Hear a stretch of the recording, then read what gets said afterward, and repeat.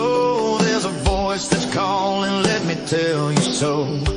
Blue Nation Network, shining bright and clear, keeping our community close, bringing you cheer. From the action on the field to the news in town, we're the ones who keep you, never let you down. Local heroes on the rise, shining like a star. When it comes to staying informed, we raise the bar. Oh, Blue Nation Network, we've got your back. Sports and stories, it's a rocking track. Tune in and listen, join the lively show. Brookville together, there's so much to know. Oh, Blue Nation Network, we've got your back. Sports and stories, it's a rocking track. Tune in and listen, join the lively show. Brookville together, there's so much to know. Oh boy, you're nervous. All right, you we're are so good. nervous. Hey, Raider Nation, this is Scott Park with Chad Weaver, Ben Fiscus, Blue Nation Network, down here at Redbank Valley High School, getting ready to bring you the Brookville Raiders versus the Redbank Valley Bulldogs. Redbank comes in at 5-4. Chad, I'd say pretty big win for them last week against Keystone. Yeah, we watched that Keystone team come in to Brookville there week one and had a pile of really nice athletes that I anticipated them being a problem for a lot of teams. Kind of disappointed in seeing their overall record. And we discussed, we don't know whether there was maybe some injuries there. I know that they lost a guy on the line in that Brookville game. So not really sure what kind of litmus test that truly was. I had a chance to talk to head coach Blaine Gold here before we got started tonight. I came down a little early. Matter of fact, I got to talk to Billy Morrison as well. Blaine is obviously one of the most revered coaches here in the area, coming in tonight with a 54-18 lifetime record. So obviously knows what he's doing. He's got a great resume. He's taken his team to, I believe, at least one or two quarterfinals, semifinals, and a state final here a year or two ago.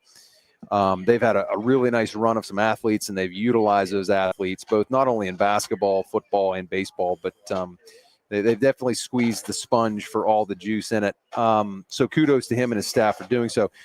You know, it was interesting.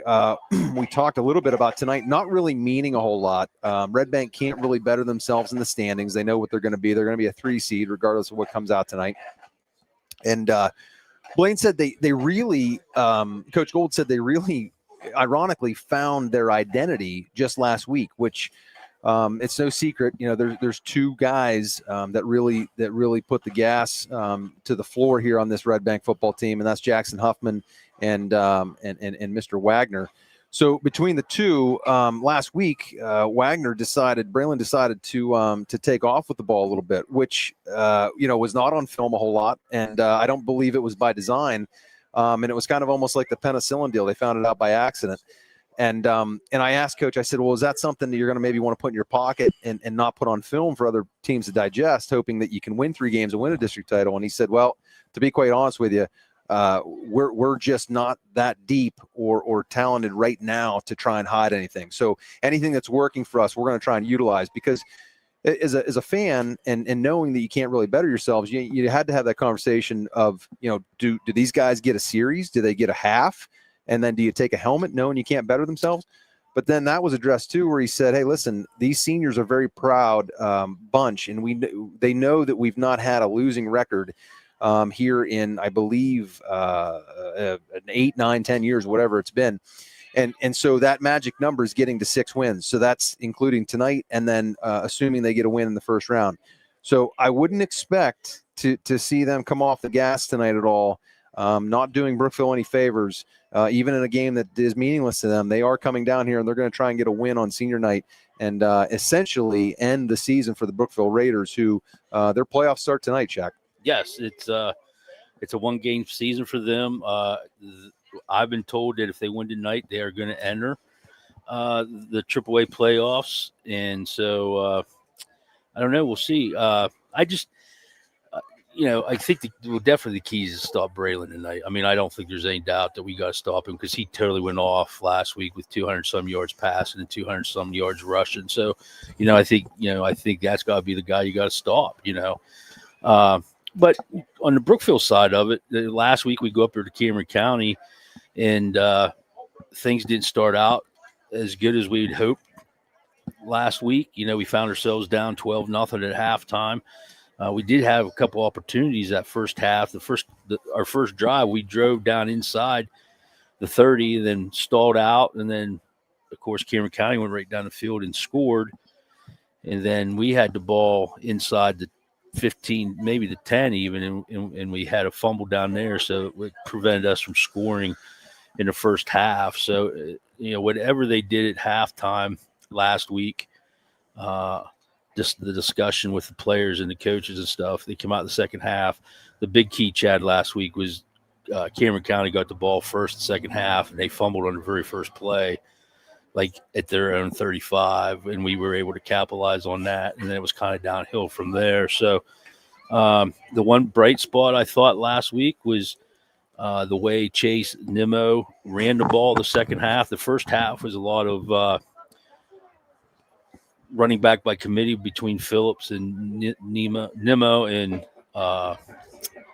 Cody Householder. Yep. And then the second half, it kind of opened up for Chase. Actually, the coaching staff decided to move not go with the tight end the second half, which opened up those running lanes, and Chase really benefited from that. So we'll see if they can build off that this week. We're still down some players because of concussions and injuries.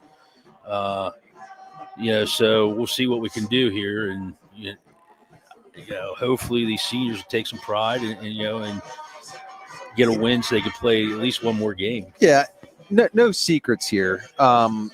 It's imperative that Brookville get their running game going, get it going early, sustain drives. You can't put yourself in first and 20s or second and longs. You got to stay on time, right? Yep. And between the three guys, I think that's a nice mix between Nimmo, who now has a handful of carries under his belt. You got Zach Phillips, a big bruiser that should be able to push the line. And then Cody Householder, who is like a water bug. You're not going to see anybody get a clean hit on him. And again, here now we're looking at a real muddy track. So is that advantage Brookville because Wagner likes to put his foot in the ground and find air under it to Huffman?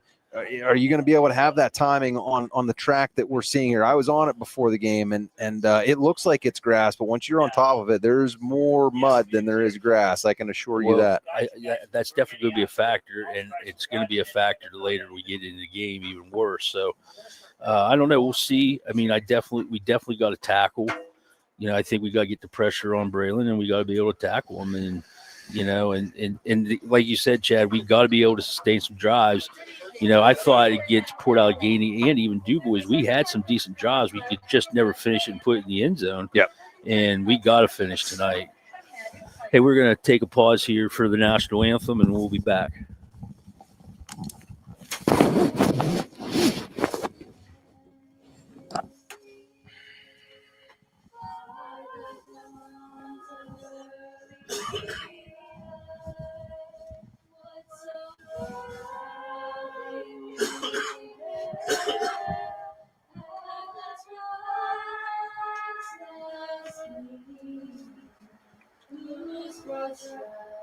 And bright stars through the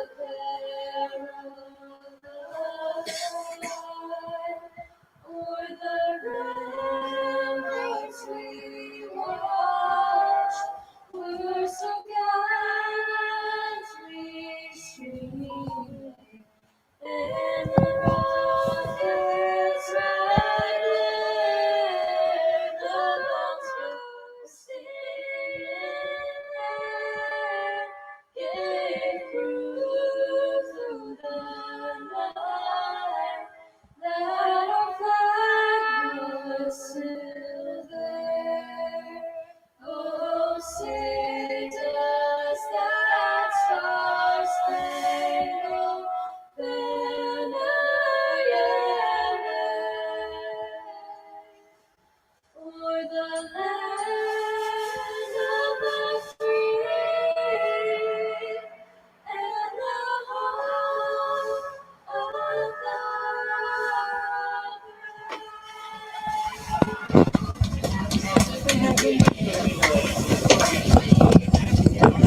All righty.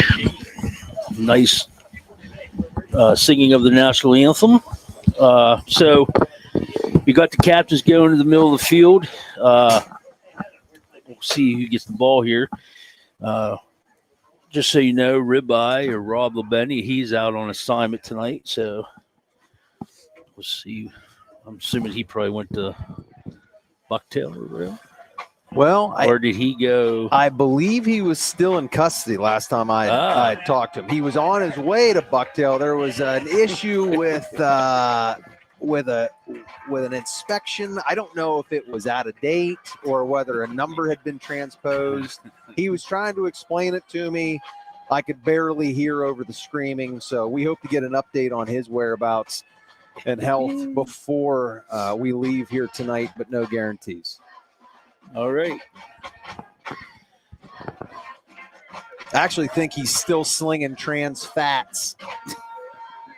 Maybe. Had an extra load that he had to deliver, and time just didn't permit to make the trip down to Peanut Butter Valley. Speaking of Peanut Butter Valley, is Fletch down here? Anybody see Rich Rhodes? I have not seen him yet. Surprising. He should be on this It should sideline. be because I think Union played last night. That's the only other team he usually covers. True. He has no excuse. These are the other two teams he follows. Rumor has it he's got an apartment down here on Main Street, so it's not. I mean, he could probably walk. Yeah.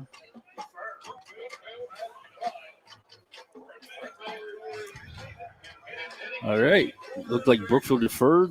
Redbank's going to get the ball. So we'll get ready for that kickoff.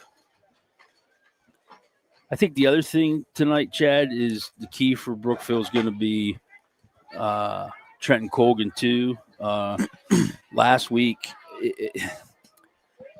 man, there's times he throws the ball. Of course, you weren't there. So he threw an interception, and it was not a good interception. And then the next series, he's down here, and he threw a bullet to number one, Gabe Hanna. You know what I'm saying? It's like, yeah, it's just consistency. If we can get some consistency tonight from him, I think we'll be in good shape.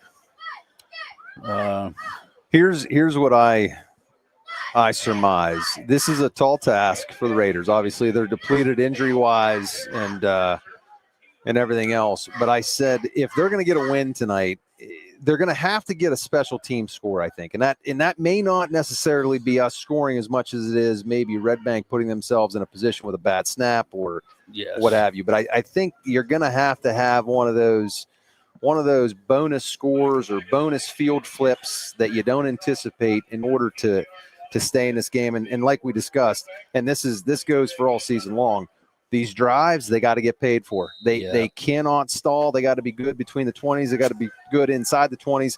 And let's the over-under on punts tonight, it's got to be less than 2. Yeah. I cannot read those red numbers on those gray jerseys, but Redbank tripped up by number 14, Hazen Assassin. Did you get a number on the running back? It was Eli Schaefer, number 1?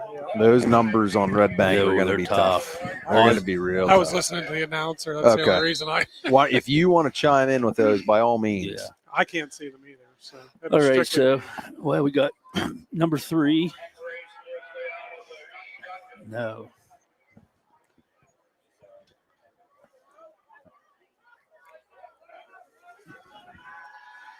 Wagner back on a screenplay.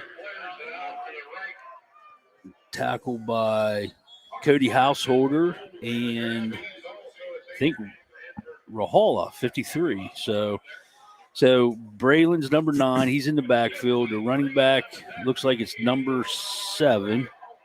I mean, it just tells you this says two things. One, about the athlete, the kid, and then also the depleted roster. You got Cody Householder back there playing safety that was running cross country and a gym rat up until about 5 weeks ago. Yeah, and he'll be running a districts tomorrow. Yeah, right. So Redbank puts guy in motion, handoff. Nice play by well, actually not. Had me faked out. I thought Trenton Colgan had him. camera guy was right with you. So that was a nice fake. It's a first down. For The ball Redbank. matches the dirt. Well, I really can't. I don't like not knowing these numbers. It's hard to see the ones that are standing on the sideline. Yeah. 20 feet from us. That's a bad contrast. Yep.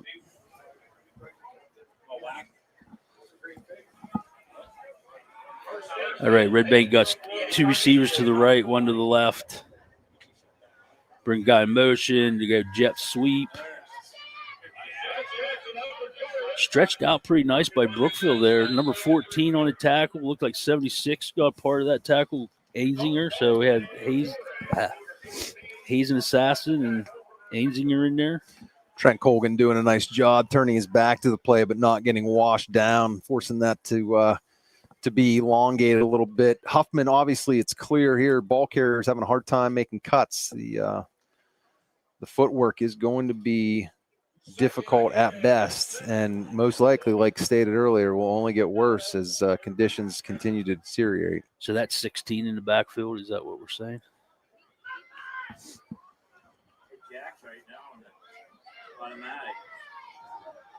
Seven's in motion. Wagner's back to pass. Ooh, didn't see anybody open. Decides to tuck and run, and this is where last week they found something, and he is number 9's going down the field, and he's going to get in. It's a 58-yard scamper by Braylon Wagner. And there you go, Chad. That's exactly what you were talking about, that they found out, they kind of found last week against Keystone. Yeah, and he's got a couple gears there. He did a really nice job allowing his blockers to get out ahead. Didn't really panic a whole lot, and went from 3rd to 5th real fast. Found a way to get in, and it's 6-0 Redbank, and not the start that the Raiders needed here. 2-point conversion.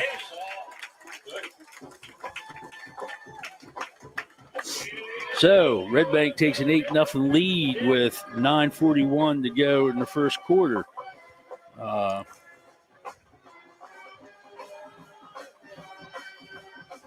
Chad, that's not quite what we needed to happen here, but we said at the beginning that we have to be able to tackle Braylon, and you see what happened. Yeah, I mean, that's nobody's shocked. Nobody's mouth's wide open after seeing that. They the speed of the game is going to our kids are going to catch up to that. It's they had to see it. You can watch all the film you want, but until you see it, we'll be guys upstairs that are going to adapt, and we got to do what we know that was the task ahead of us, which is we're going to have to score points. This is going to be, a 12-round heavyweight fight, hopefully, and we're going to have to answer.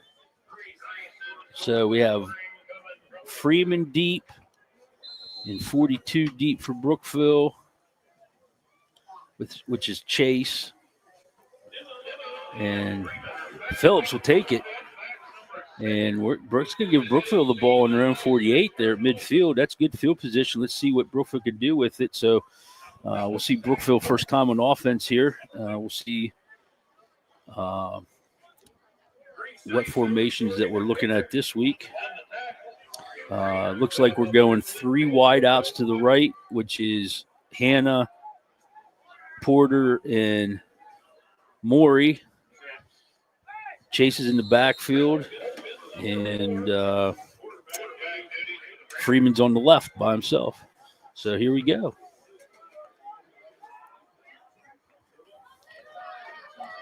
Keep by Colgan, and there you saw it, Chad. The field conditions,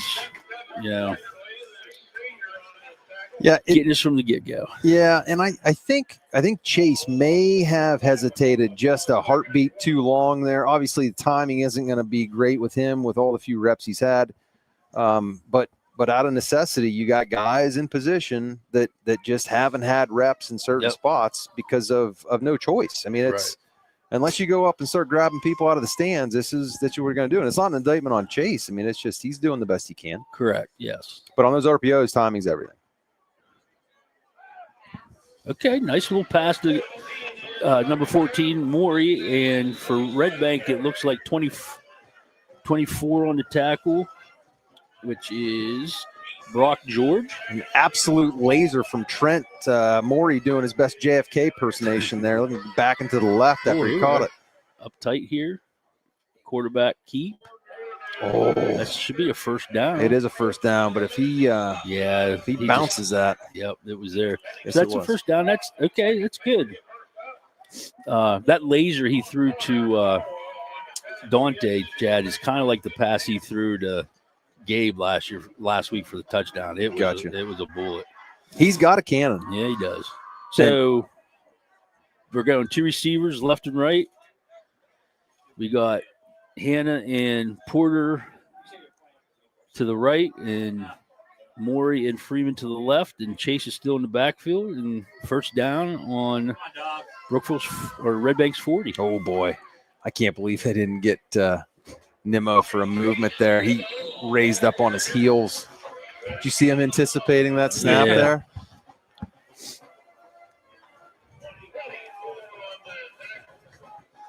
So that brings up second down and 9 after that carry.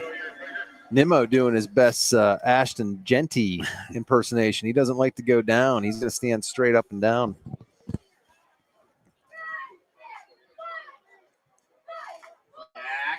on side. Getting a second call from the sidelines there. Handoff to Chase. Chase up the middle. He's going to be stopped at the 35, so that should bring up a third down and 5. I'm sorry, but I just can't see Redbank's numbers to call tackles. You know, just start making names up, Shaq. I guess I might have to. Tackle by Smith. Tackle by Nevis. Should bring out some old school names. McGillicuddy? Schick? Schreckengost? I'm not going to say it because Dr. Park will holler at us already if we start bringing old wrestling names. Oh, I was there. It's a good look. Nice little play. So it brings up fourth down on the incomplete pass. That pass was intended for Hayden Freeman.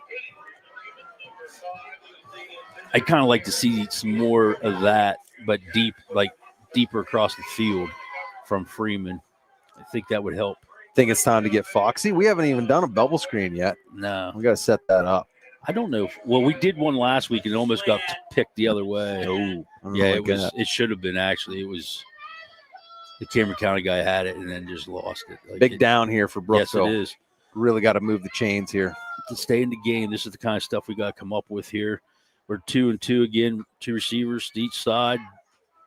Trenton's dropping back. And Freeman was open coming across. He just didn't have time to look that way. So that'll be a turnover on downs. Not too bad, Chad. I mean, we had guys open there. We just didn't get the pass completed. Well, the trouble now becomes it does become a pressure situation, and you hate to say that you're talking about a series in a game. It was 6:36 left in the first that really could determine your outcome, but you truly are at that point in this juncture here. You got to get a stop here because if this turns into a track meet and you're already down 16-0, correct, it's going to be a tough hill to climb. So Wagner's back to pass, going across the middle. That's high, incomplete. Redbank had 3 receivers to the right that time and 1 to the left.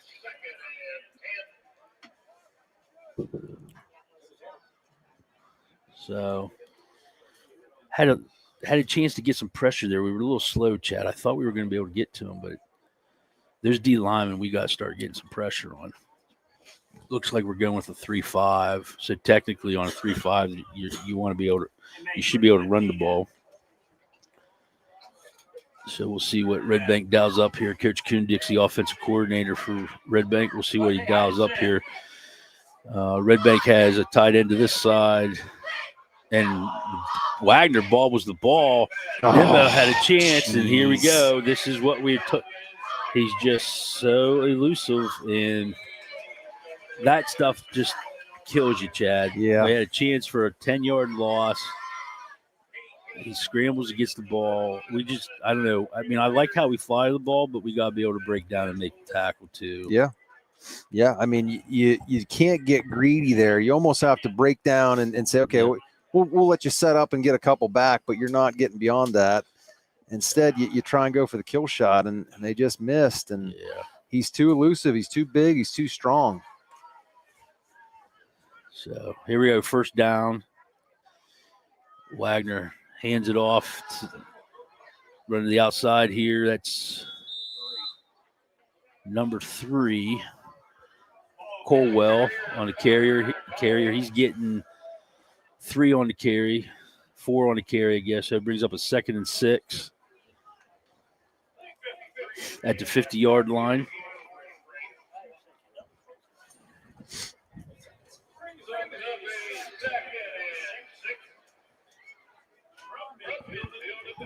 Redbank has 3 receivers to the right. You got 2 receivers at a tight end to the right and 1 receiver to the left.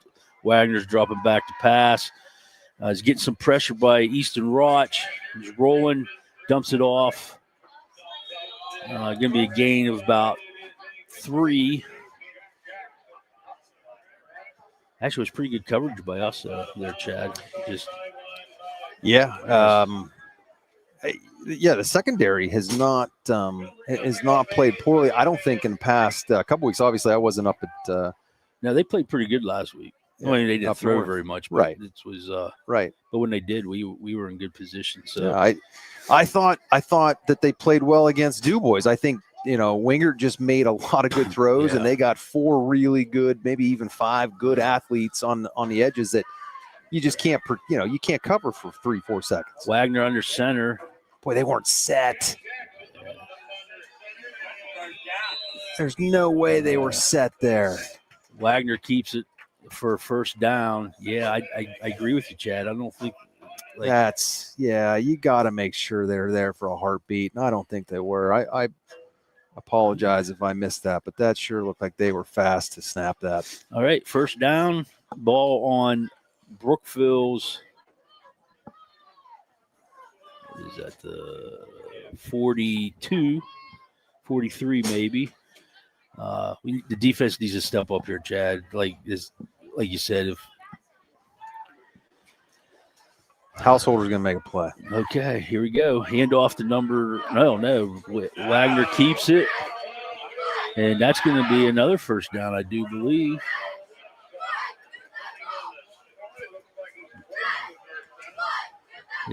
No, they're going to call that. Oh, yes, they are. They're waving. It's a first down. So the ball's going to be placed at Brookville's 32. There's 3 minutes and 31 seconds to go in the first quarter, and Redbank's on the move again. Redbank has 2 receivers to the left, 2 to the right. Number 3 with the carry. Stuffed there by the big guys up front. We got Balzer, Roch, Ainsinger was there, and then Rahola guys knows in there a little bit too. So that's no gain. So it's going to be second down and 10. And, I really like the guys that we have up front putting their hand in the dirt. What would be really nice is if we just had a little depth there to get these guys a blow, because you can just watch, the first 8 to 10 snaps, you see the violence, you see the quickness, you see the attacking the football. And then, it's just human nature when it's cold and it's muddy and it's wet and it's hard to get your footing. They just, they just kind of lose the gas. And then you give a crack to a kid like Wagner or Huffman, and they exploit you. The timeout for Redbank. So, Chad, I think we'll take a break. Commercial break. Sounds good. If you're looking for a bigger house, I know someone. Or if you need to downsize, I know someone. Maybe you want to move to the country. I know someone. Or maybe you want to move in town. I know someone. I'm Heather Castellan, now with eXp Realty. Whatever your real estate needs are, I have you covered. You can check out all of the area's listings at exprealty.com or call me at 715-4103. There you go, Benny. Okay, we'll thank a couple more of our sponsors. Just as you just saw, Heather Castellan, eXp Realtor, Fat Betty's Pizza and Arcade, Devil's Barbecue, Mac Metals and Sales Incorporated, Brookville Chamber of Commerce, and K&T Supplies Incorporated. Go back to some action. All right, Redbank. 2 receivers to the left, tight end to the left, and 1 receiver to the right. 14 goes in motion for Redbank. Wagner back to pass, getting pressured by Easton Roch with the sack. That's what we need there, Chad. We need some plays like that. We need about 4 more of those. Yeah, so that brings up 3rd down and 13. So what, a loss of 3. Actually, that was greedy. I'll just take 2 more.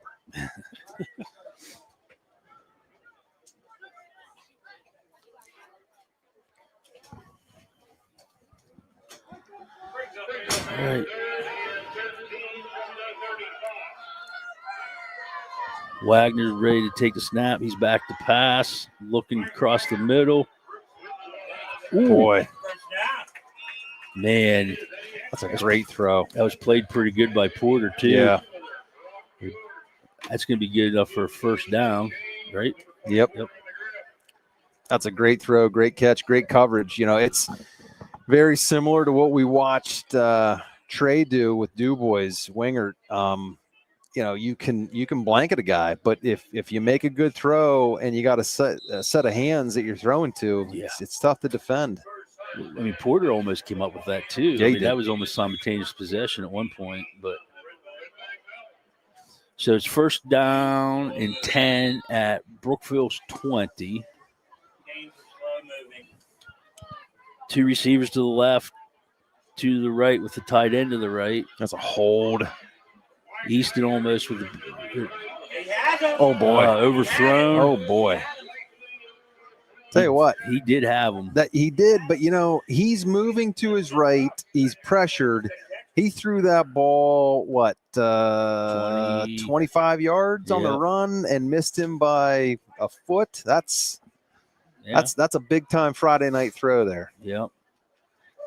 I think Freeman might have got caught looking at him rolling out and maybe running the ball instead of staying with his receiver. There was a big tug from the right tackle that probably should have drew laundry, but I don't know if these guys brought flags tonight. Yeah, it doesn't look like it. There's the handoff to number 3, Connor Caldwell with the carry. Looks like it's 5 yards, so it should bring up 3rd down and 5. Ball on Brookville's 15-yard line. We got a minute and 4 seconds to go in the 1st quarter. Colwell, their leading true rusher. Wagner leads the team, obviously, but Colwell from the backfield. And it's really hard to believe coming down here to Redbank that they don't have that typical just absolute bruiser. Much like Brookville has a 152 every year, they have a Redbank has a running back. You don't know he's lining up the tackle typically. Another slant to number 7. That's Carson Gold with the catch. Again, Morey was on the coverage. That's a 1st down. Those are just placed beautiful for a slant. you can't defend it. I mean, Morey ran the route for him, and he still found a way to get it between the numbers. That's just tough to defend. It is. So that brings up 1st down and goal. Inside the 10. Need a play here. 23 seconds to go in the 1st quarter. Wagner with the handoff to number 10. And he's going to be stopped at the 5. So that should bring up 2nd down and 5. Right? 2nd and goal. 2nd and goal. And that's the end of the 1st quarter. So we'll take a commercial break here, and then we'll get back here for the 2nd quarter. Mac Metals. What's our mission? We strive to be a leader in the metal manufacture and steel industry. By investing in those closest to us, our employees and our customers, we aim to build lifelong partnerships while impacting the community around us. Family owned and operated since 1989. That's Mac Metals. Located by BWP Bat Factory, exit 86, I-80. All right, we are back. Ben, you have any more you want to read off? Yeah, here? we'll read a few more things off. We got to thank our main sponsors. We got Wilson's Woodshed, Laurel Eye Clinic, Ace Hardware. Hey, guys, if you'd like to see broadcasts like this to continue for the Raider events, don't forget to hit the like button and subscribe on YouTube. It's free and easy way to support the stream and help us keep bringing you Raider coverage. And what else can we get to here? If you have any fundraisers you'd like us to share, please let us know. I think right now there's not too much going on with fundraisers. We're in between stuff right now, but let us know. Speaking of Redbank, Shaq, they come up to the reservation Tuesday night for a big volleyball match. Yes, they do. Redbank Valley beat Montauk the other night. Reverse sweep, and they were down 6-0 in the fifth set. Yeah. And, man, I was lucky enough to watch the fifth set, and it was impressive. Touchdown. Well, I think he was short. Oh, no, he's short. So it brings up third down, and are we allowed to talk about volleyball? I don't know. Yeah, we can. Okay, all right. Yep. Yeah, so just to talk about the volleyball, the Blue Nation Network will be making their playoff debut on Tuesday night. Oh, you got the A crew calling it? Oh yeah, Billy and Dawn will be on. Billy, Sir William Blake. Yeah, the knighted one. And Braylon takes the sneak, punches it in, touchdown for Redbank. So that makes the score 14-0. We'll see if Redbank's going to try to kick this one. How they're going to go muddle huddle, which is always fun. And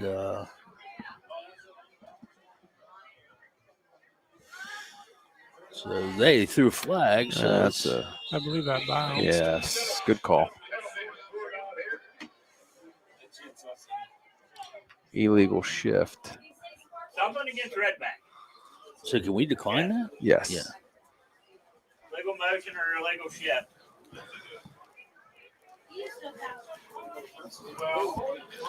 So that should be it. So it's 14-0. So going into the second quarter here, Chad, what are some things that you feel that Brookville needs to do a little bit differently? Well, between you and me, Shaq, I think we need to score some points. Well, and I think we need to stop them from scoring any more right now. I mean, not to get too technical, but no, all kidding aside, you know, we knew they were going to be what they are. They are a threat to run. They're a threat to throw. They move the ball in a lot of different possibilities now, and we got to answer. So this is critical. This is absolutely critical that at the bare minimum we take a good 4 or 5 minutes off this clock and punch it deep into Redbank territory. But you almost have to get paid here to make this game. Yeah, I agree with that. Like, it's important. Actually, it's vital. It's imperative, as Miss Popisky would say to me at Titusville Area High School circa 1996. So that's Gabe Hanna on the return. 17 was in on the tackle for Redbank, so it was 71. Jordan Smith and Wyatt Byers. So Brookville comes on offense here. They're going to their normal 2-by-2 formation, 2 receivers. We got Freeman and Maury on the left, and Porter and is that Finding Nemo in the backfield? Yes. 42 is Chase. Little seam there. Okay. Oh yeah. Ooh, we'll take that. That's a good play on first down. That's a first down, actually. Cool. That's a violent run. Yeah, Chad. You should. He last week in the second half. He found it. Like he was in his groove, which is good because they may be finding a running back for next year. Yeah. Can you imagine him and the Mitchell kid from he's coming up? He's a bright spot. They could be a tough little tandem. Yes, they could. He loves contact. Nemo again. Oh, geez. Nice. Lower the shoulder. He's going to pick up 2. Oh, we got flag on the far side. assuming that's going to be on Brookville. And this is the kind of stuff that can destroy drives. I didn't see a Neither did I. pre-display mechanic.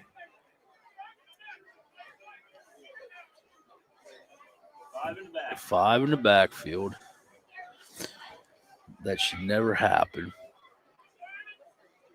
Unless it was a lineman that was too far back, because the receivers are supposed to check with the side judge.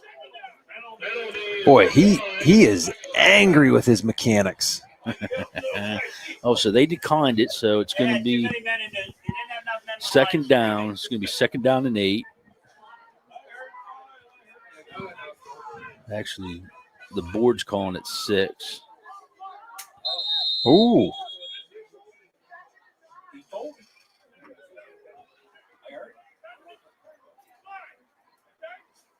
Oh. Some miscommunication there between Coach Gold and Oh, you can't do that. They declined the penalty. You had it ready for play, and now you're going to take them back and reset the down. That's poor. That is poor. Boy, if I'm Billy Morrison, he has every right to lose his mind right now. That is just awful. All right, so now it's 1st down and 15 after the penalty. Brookville has 2 receivers left into the right, and Chase is in the backfield with Trenton. Snap, handoff to Chase. Gain about a yard, maybe a yard. And I'm not putting that on Coach Gold whatsoever. That is purely poor communication. This sideline didn't know what that call was. So it was assumed that it was a pre-snap foul, and it was assumed that they were going to decline that. Obviously not the case. Yeah, that's just not good. All right, we're going with Freeman and Phillips in the backfield. You got 2 receivers to the right, which is Hannah and Porter, and Maury is here to the left. Freeman's in motion. Get him out there in space. I like the concept of that play. This is what we talked about, though, Shaq. This offense is not set up to play behind the sticks. They're just set up that they're averaging 2.5 to 3 per touch. So that's not great math, but you can't take anything behind the line of scrimmage. Negative plays, via penalty or sacks or TFLs, they're just not equipped to make that up. It's such a fine line. But anyways, it's 3rd down and 13. We'll see what we have here. I just wonder if Chase got hurt or they're just giving him a break. 3 receivers to the right. Trenton's dropping back. He's getting pressured, rolling out. Oh. Out of bounds on the play. So that's going to bring up 4th down. Trent's a little bit limpy going back to the sideline there. Yeah, well, great. That could be just twisted an ankle on the turf too. It's hard to say. I didn't see him get hit or anything. I didn't either. So that brings up 4th down and 13. Number 86, Moraz, is going to punt for Brookville. This is 40. He's got a different jersey on tonight. He forgot his jersey, and so he's wearing 40 tonight. Coach Rush did tell me that. Oh, wait. You can't. That's a fair catch. He motioned his hand. And the Brookville fans are over there saying the same thing. Yeah. I mean, it wasn't a true, but I thought the rule this year, any motion, any indication. Coach Morrison's asking for clarification, and he's not getting it. Yeah, he did. He did wave his hand. 100%. All right, so 1st and 10 for Redbank at their own 28. Even the hometown gentlemen were questioning that here. Yeah, he did motion. I mean, it wasn't above his head really, but Okay, Redbank puts a guy in motion. Hand off to. That's a hold. There we There got we it. go. Okay. Oh, yes, that's what we need. We need some gang tackling. I like it. We got some life there. Well, when you have a play like that, if you see it, that's when you go for the football. You really don't. Getting them down doesn't really matter. Yeah, Billy's kind of dejected, I think, on that.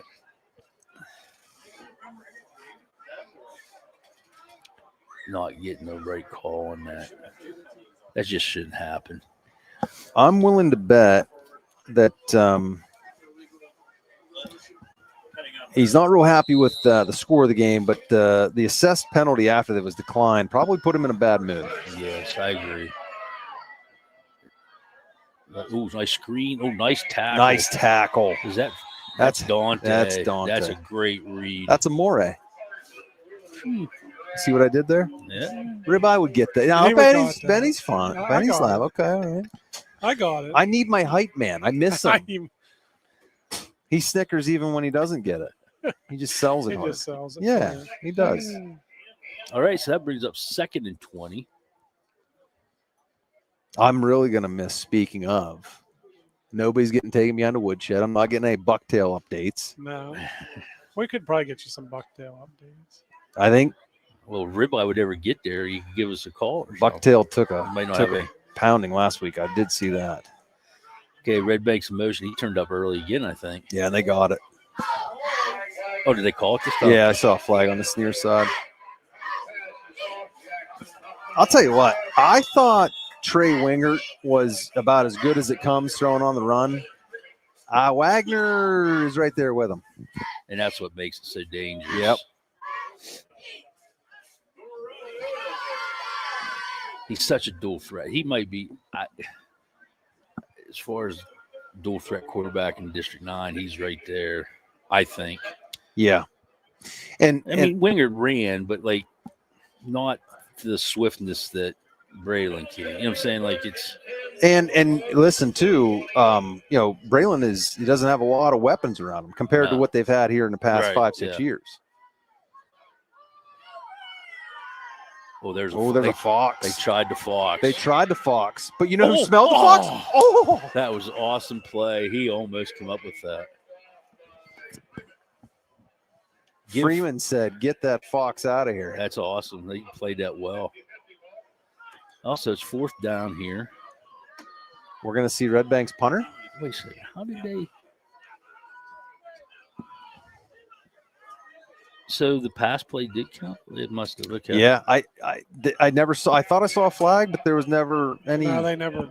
They didn't throw. No, not on 3rd down. Okay, 4th and 10. Oh boy. And we're keeping it. Oh boy. He got it. He had a face mask. 16 on the fake punt. That's Hoffman. Oh, that was just wide open to this side. Yep.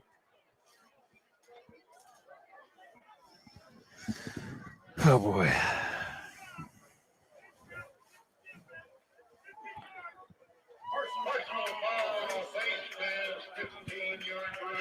Ooh, I didn't think it was that bad a face mask, but maybe so. It was pretty violent. Was it? Yeah. All right, so that's going to move it down farther down the field to Brookville's 41-yard line, so it's going to bring up 1st down. The 5-yard variety is literally just a touch, just a hands to the face almost. Anytime you get any type of grip, it's a 15. So there's 6:30 to go in the 2nd quarter. 16, that's Hoffman going in motion. Sets up in the backfield, handoff to 16. And then I think that's going to be a hold, but that's a run for 8 yards, but I think it is coming back. All right, make it 7 yards. Oh, that official just took that right in the dome. See, we got to take advantage of this. So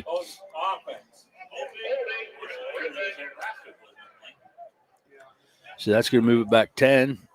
Be 1st and 20.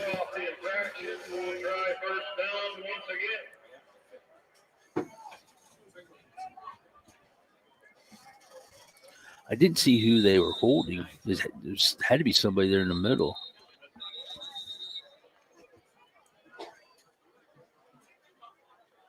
So the whistle blew.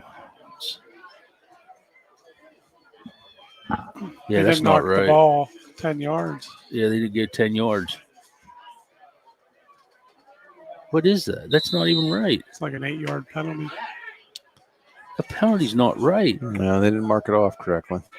Unless that the markers are right. Oh boy. That was close to an illegal block. So it's going to be gain of, 4, I guess. Puts the ball at the 46-yard line of Brookville. That baffles me how you can not mark out. I don't know this crew either, Chad. Yeah. I'm gonna. Have you seen these guys? I have. Oh, are they from District 9? No. Okay, I didn't think they were. Well, yeah, I think they are from Southern Chapter. They should get south of the border. Quit baiting me into saying something, 'cause I'm not going to do it. They're going to mark that. The Brookville sideline saying incomplete. I will say this. Oh, they did call it incomplete. Do you remember the game in Keystone a couple years ago? Yes. That nightmare? Yes. You remember where that crew was from? Yes. They were from Moon Township. Okay. You know where Moon Township is? That's the airport. Yes. So if you have MapQuest, plug in Moon Township and then plug in Keystone and tell me how many high schools you drive by before you get there. And I'll let you fill in the dots. Right. Yeah, I got you. Yeah. He had to be one of the oldest referees in the state too at that point in time. No, I think he was only 35, but he smoked a lot. That's what they said. Oh boy. Okay, that was good coverage. Who is that out there? That's Porter. Yeah, that beautiful way to rub him off. Fully legal, still making a play. Head turned at the right time. Great technique there by Porter. All right, Should force a punt here. Let's go into a punt safe here. Yeah, I know they have that on Madden. Do you think we have that in our playbook? Yeah. Well, see the problem? Part of the problem is we're in. Hopefully, we don't go 3-5 on this. But see, he almost could have gone again. Yeah, he could have. Oh boy! Don't tell me that hit 53. No, it didn't. No, he's in the end zone. They're calling it. Yep. Absolutely. So the ball will be on the 20. Yeah. Unless they're talking. No. Okay. No.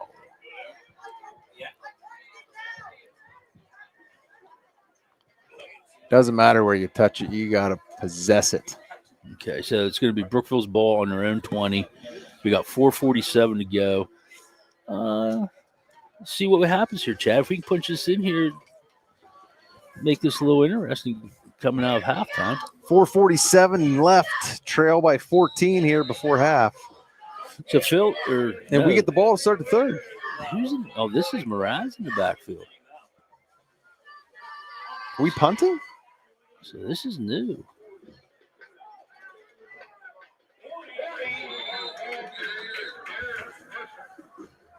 So they have him listed as Darren Mercer here in the blocks. They're in the box. Here comes Phillips. Let's give Wilson a couple carries.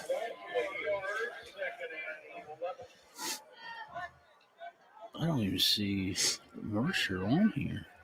So Mraz forgot his jersey. That's why he's wearing 40. But I don't even see 40 on here. So how's it? They probably have something off Max Preps. Nice play. Ooh, nice. Dante. Whoa. Why is 77? Yeah. Did you see how far? That was in front of the line of scrimmage or beyond the line of scrimmage, was it not? I did see the. That was not a screen. That was. That was Hack the whole way down the field. Hack was almost in front of him. How did they miss that? Here we go. 3 in the backfield again. Hurry up and snap it before they call New York. Freeman in motion again. Handoff to Phillips.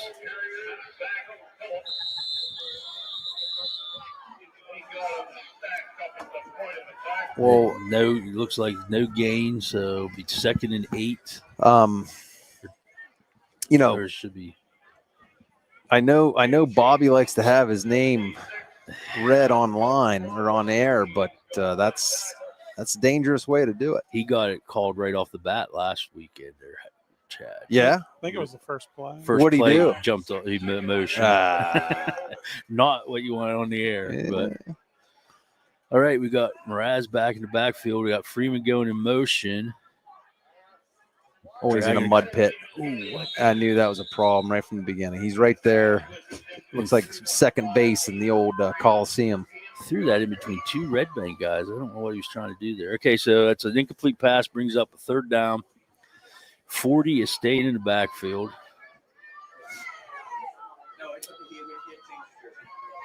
And Brookville's going to go 3 receivers to the left, which is Freeman, Hannah, Maury. Must be Porter to the right. Moraz in the backfield. We're looking at a 3rd and 8 with 2:53 to go. And Brookville is calling a timeout. So with that, we will go to a commercial break. Hey y'all, this is Mark Bowe. I'm at Devil's Barbecue and this place is awesome. These folks are nice. We came up here the last time and we couldn't get enough of it. I saw a sign. I came 10 miles out of the way because we had to have it again. And all I know is we might not show up to work tomorrow because it's that good. See y'all. Devil's Barbecue, where it's all about the smoke. Brookville, PA. All right, we're back here at Redbank Valley High School. It is 3rd and 8 for Brookville with 2:53 to go.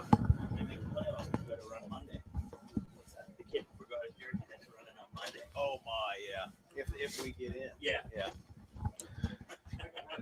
So see what Brookville has up their sleeve here for 3rd down here. Wise timeout usage here by the Brookville sidelines. I mean, you could make the argument that your season lies in the balance here. You've got a rare opportunity. If you could find a way to get points here, you get the ball to start the second half. You may make this a ball game. You punt it away. Redbank now has a chance to score right before the half. Big play here. 3 receivers to the right. Freeman's here to the left by himself. And Moraz moves to the right of Colgan. He rolled right into that's a face mask, which it did not get called. They're not going to get it. That definitely was a face mask. All right, so that's a loss of, it's going to be 12. Loss of 12 brings up 4th and a long ways. So let's hope Mraz here gets a good punt.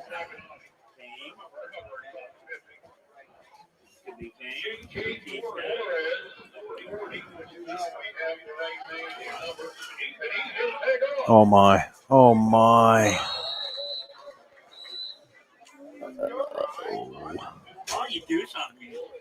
Oh man. All right, so it's a turnover on downs. That's going to give Redbank the ball on Brookville's 25-yard line with 2:07 to go, and this is vital. We got to keep them out of the end zone on this. Wagner back to pass, pressure, dumps it off to 24. Is that Brock George?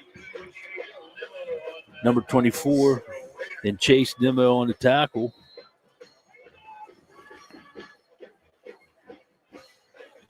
Brings up 2nd and 5. Redbank goes empty backfield. Pressure again. And Wagner throws that out. So that'll bring up third down. Actually, I don't think that's a tight end, Chad. I think they're playing with an extra lineman. You're the X and O guy. Looks like, I think 53 was the guy lined up in the tight end position, but he's not eligible. Did he go downfield? No. I'm just saying, like, I've been calling it 2 receivers that side, but I think that tight end position is actually a lineman number. Kind of impressed you saw his number. No, he's a tackle. 14's in motion. Wagner's dropping back. Look for the slant. Oh, he nice. got popped. That's Roch and Rahala on the tackle. That's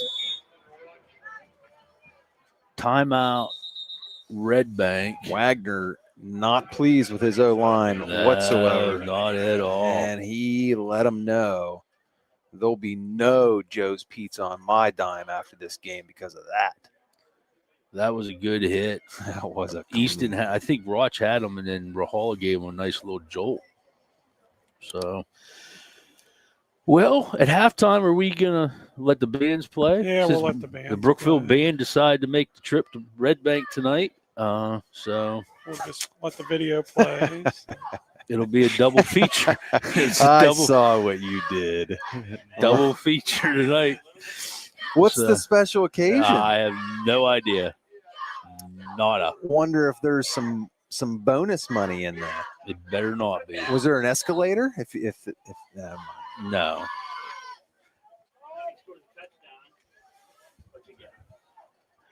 I wish they would go to more games. I think they should go to more games. you and me both. You think we'd be permitted to start a small fire up here? I am frozen.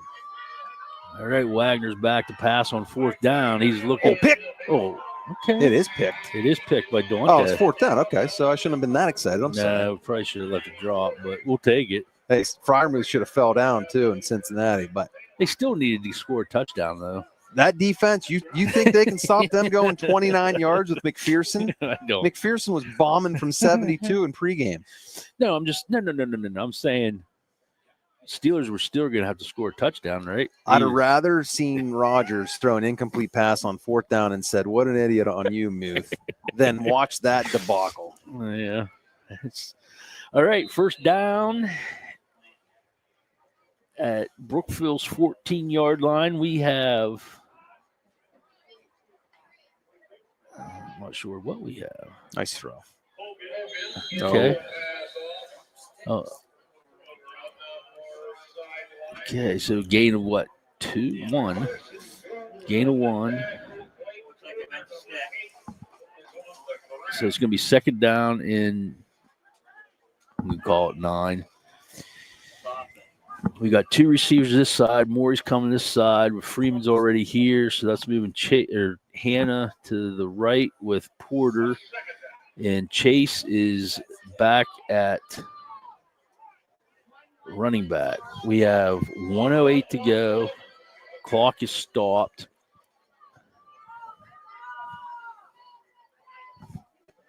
Oh, they had 3 seconds, so it's a 1:11 to go.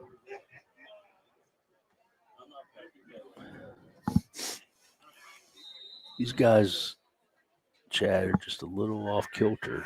You think? With their mechanics. You think? Yeah. Trenton back.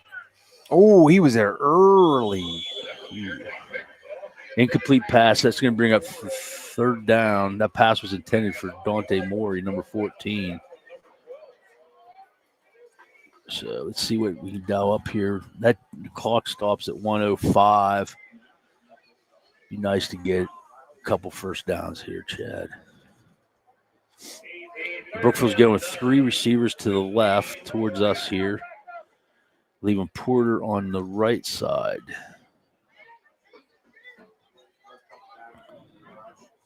Trenton's looking over the situation here. Redbank's backing off the bunch, going with Freeman. Oh, we'll take that's a 1st down out of bounds. You know, it's nice to recognize our student athletes when they make accomplishments both in the classroom and in their respective sports. And I don't know if you guys mentioned last week, but Samantha Whitling was recognized for 1,000 assists in volleyball, and that's the program, the volleyball, the girls program in general. You know what Puppy Pal's doing in basketball and Tina Householder in volleyball. And they're both respected staffs there, should be applauded for the success that they've recently had here.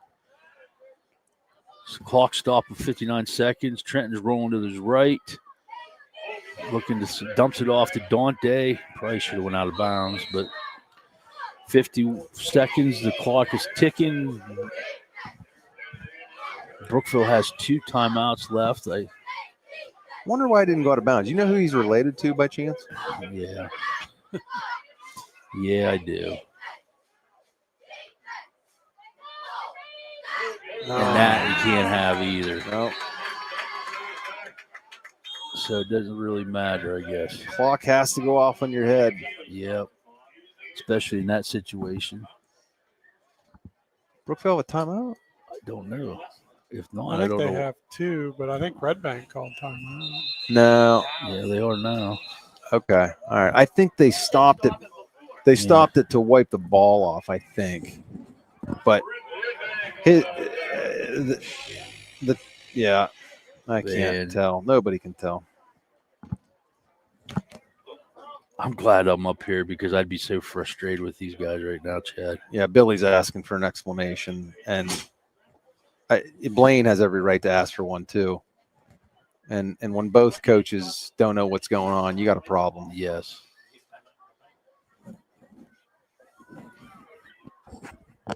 I've really haven't seen anything like this. It's beyond frustrating. This and this is what I said. Listen, I religiously say it is not easy. Okay, up here it's real easy. You get to see everything. There's no pressure on you.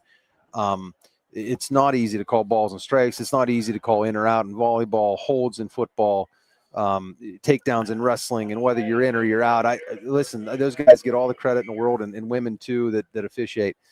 But what bothers me is you got these student athletes that have been in the gym and lifting all year long and coming to practice, and they deserve to have their games officiated to a certain standard. And when that standard isn't met, it's frustrating. Yes, it is frustrating. I can attest to that. All right, third down here. Let's see what we got. We got 2 guys in the backfield, Phillips and Freeman. And Colgan kept it. So that's going to bring up 4th down. Who called timeout now? Can't be us. But they're stopping it, though. Okay, so it's 4th down. Why the clock is stopped, I have no idea. It's going to run out. No. Nobody can stop it. Or Redbank can stop it. All right. Well, it's halftime here, so Raider Nation, enjoy the 2 bands tonight, and we'll see you at the start of the second half.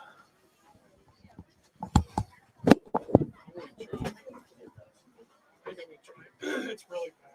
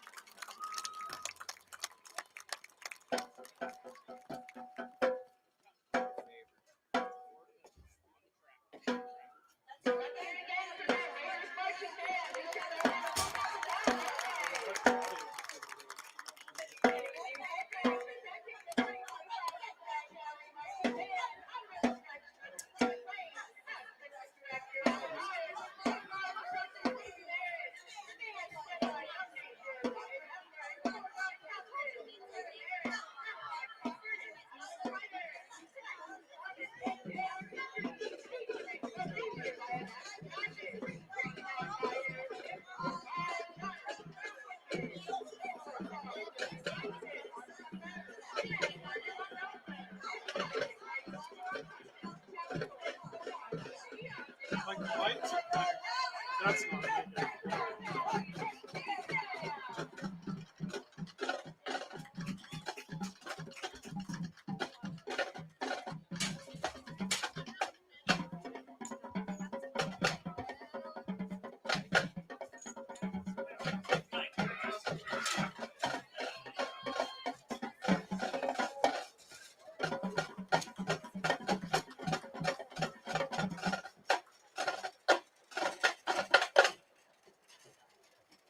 because I noticed like even on cameras.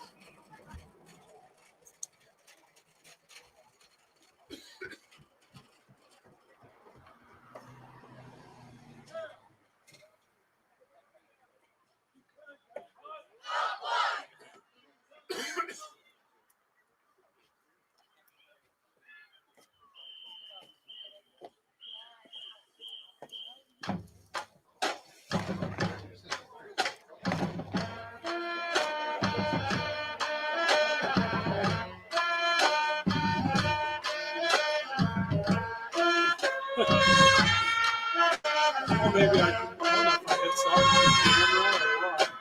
I can take it. Maybe I'll just take the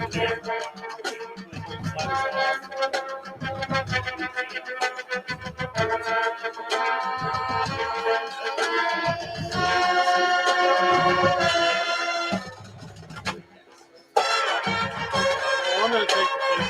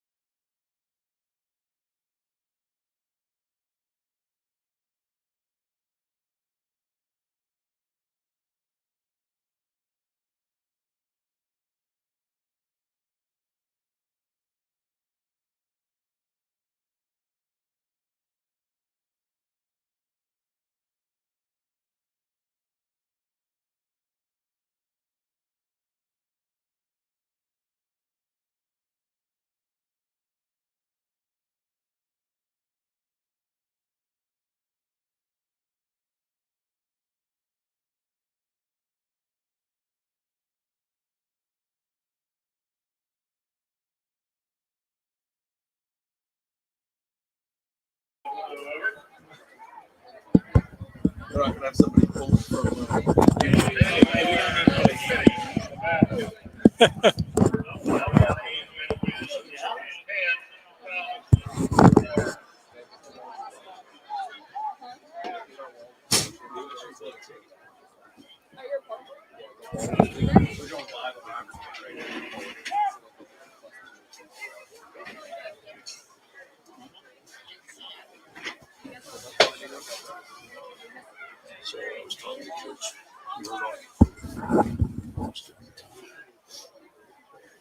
That's all right. You got 3 minutes yet. Yeah. It's all right. You're Penn State. We understand it. Shut up. God dang it. I can't figure this out.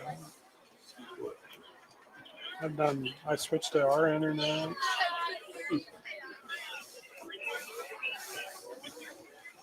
It's crazy. All right, so. Oh, hold on a second. You guys are muted. Okay, we're back here. Getting ready for the start of the second half. I didn't look. So I think I I don't know. There was some good and some bad that half, Chad. We talked about consistency, and I think that was one of the things that we lacked the first half on that consistency. What do you think? I mean, there's nothing that we watched in the first 24 minutes that should be a shock to anybody that's watched either team or took 30 seconds to look at Max Preps, right? Braylon Wagner is the real deal. Jackson Huffman is a threat. Redbank is coached well enough to where they're not going to give anything away. You're going to have to earn everything. And we've moved the ball relatively well, but we've had a hard time. I'm having a hard time concentrating with that. I was going to say it's loud. Too. Oh, it's beyond loud. It's penetrating my chest, and I'm sure it's penetrating your living rooms. And I apologize. But we've moved the ball in spurts, and then like we said, we're just not built to play behind the sticks, and we've had a couple of different inopportune moments of lack of awareness, whether it be a penalty. Trent has had that clock not go off in his head in time. One of them was not his fault. He was directly in a mud pit, lost his footing, and that contributed to a sack. But all excuses aside, it's 14-0. It could be a lot worse. I think the fake punt, and I don't know if that was by design or if Mraz saw something he liked that he probably shouldn't have. Gave Redbank a short field. Brookville ends up holding. They're going to get the ball here to start the third quarter. This is, we've said this, and we can continue to say it, but there comes a point where you've got to just say, hey, listen, boys, there's 24 minutes left in a pile of people's career here. We like to say it in baseball that, at some point you're going to take your last swing, you're going to catch your last fly ball, you're going to throw your last ball across the diamond, and there's a pile of kids over on Brookville sidelines that potentially have the last 24 minutes of their football careers in front of them. Yep. And for some reason, that last football game is so emotional. Like, of all of my three sports that I played in high school, football was the worst when I played my last game, compared to my last wrestling match, compared to my last baseball game. It's just something about that brotherhood that is brought out in football. And I know when Carson and Bryce played their last snap, I almost drove myself to North Warren. I cried my eyes out after my last football game. And, Cody Householder on the return here. Tell you what, he is just shifty. He is. You can say all you want that he's undersized, which it's going to be hard pressed to argue. But pound for pound, and he's not going to shy away from anything. He's not going to shy away from anybody.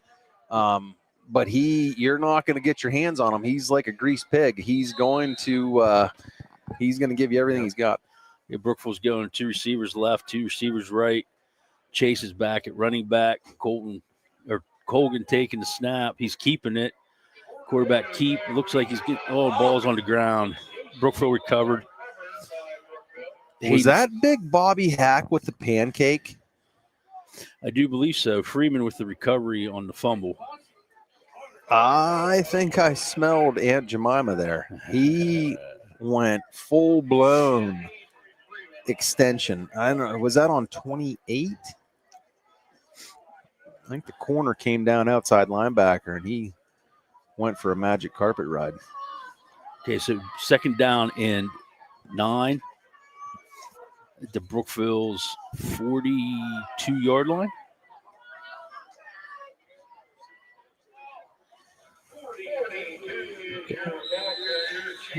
A run by Chase for about 2 yards. Chad, I was over there. I ran into 3 different people, and you'll never guess what the conversation was about.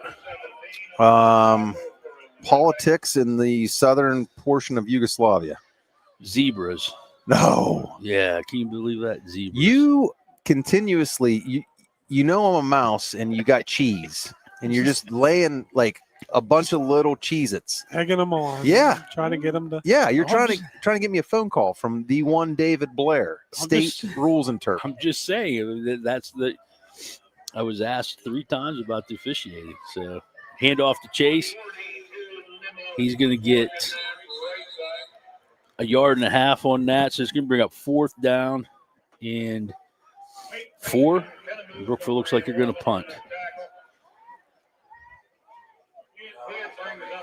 Now, this would be more like a place where you could fake a punt. And Coach Gold definitely has them in a punt safe there. This is there will be no sneaking up on Redbank here in this instance. Punts off, good punt over the Turner's head, and it's going to come to rest about Redbank's 16-yard line. I don't disagree with that at all. You're at midfield. You got a chance to flip the field. They do. Now, listen, momentum always starts with a big play on special teams or defense typically, or at least more times than not. So if you're going to shift this thing, this is how it's got to start. Redbank goes to the line of scrimmage. They have 1 receiver left, 2 receivers to the right. 1 running back with Braylon. We're putting 14 in motion. And it's a keep by Braylon. Oh. And that's just how slippery he is. It's a first down for Redbank. That was quarterback on quarterback crime there.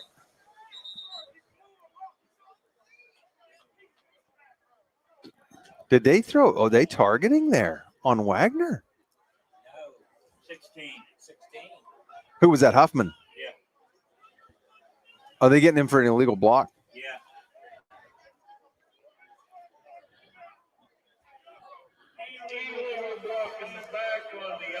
That's big. Illegal block in the back from Huffman. We'll take that. I feel bad for these head coaches. They're starting to get frustrated, and I feel the frustration too, being up here. You should not have to. I'm just going to shut up. We're going to move on. All right. So penalties getting marked off on Redbank. I don't want to give Chad any more cheese. And listen, every coach you talk to a man, no matter how bad it gets, will never say that the officials call the kids dictate the outcome of games. It does get frustrating though. 14's in motion, and this time the give is to was that number 3? Hoffman again. That was Hoffman. Yeah.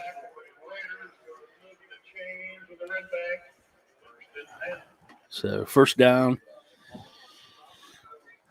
So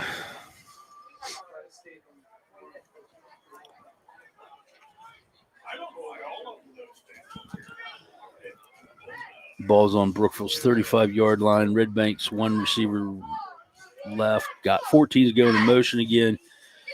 Hand off to number 3. And tackled by several Raiders. Householder was in there. Phillips was in there.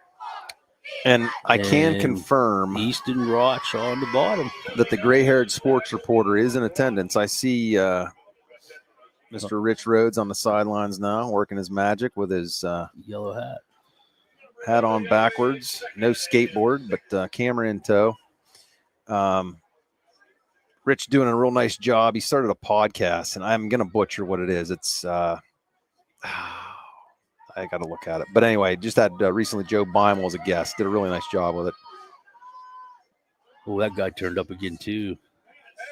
Bad snap, and they're still going to get 3. So it's going to be 3rd down and 1. 7:57 to go. Redbank making some changes here. 16's in the game now. I saw him coming in off the sidelines.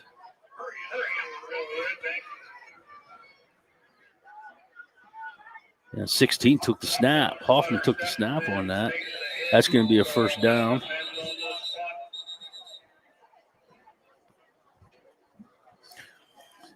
Rhodes Pod is the name of it, and a lot of local sports folks. Joe Beimel, Nathan Smith was there. He talked to Mick Stormer. He did the Evie Bliss from Evie Bliss. What a story that is. If you're not unfamiliar with young lady javelin thrower from Reimersburg Union High School, she's trending to be on the U.S. Olympic team in 4 years or 2 years. And Hoffman with the pitch. Actually, it's a pass. So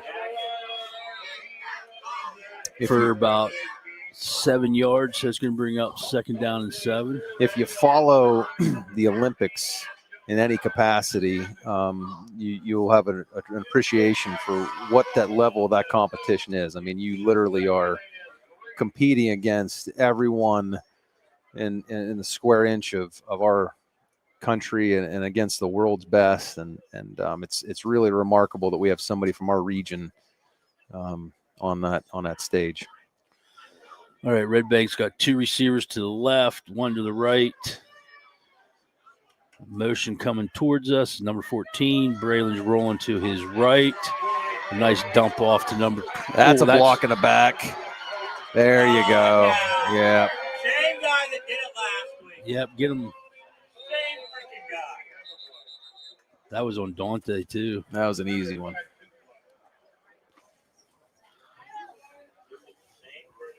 That's not a hold. No. That's what he hit. That's a crackback. This is going to be, I'm going to get, I mean,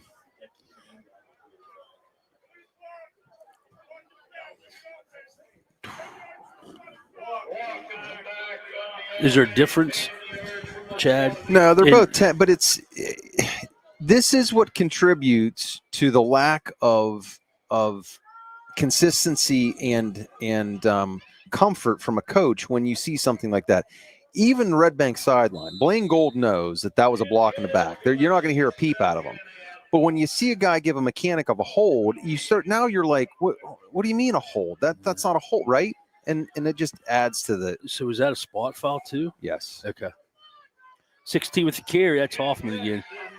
Ooh, that's a block in the back, and Morrison's going nuts over there. This game, they're starting to lose control here, Chad. Collins, oh, man. All right, here we go. It's going to bring up a first down. There's 5:55 to go. Here in the third quarter, it's a first down at Brookville's 31-yard line.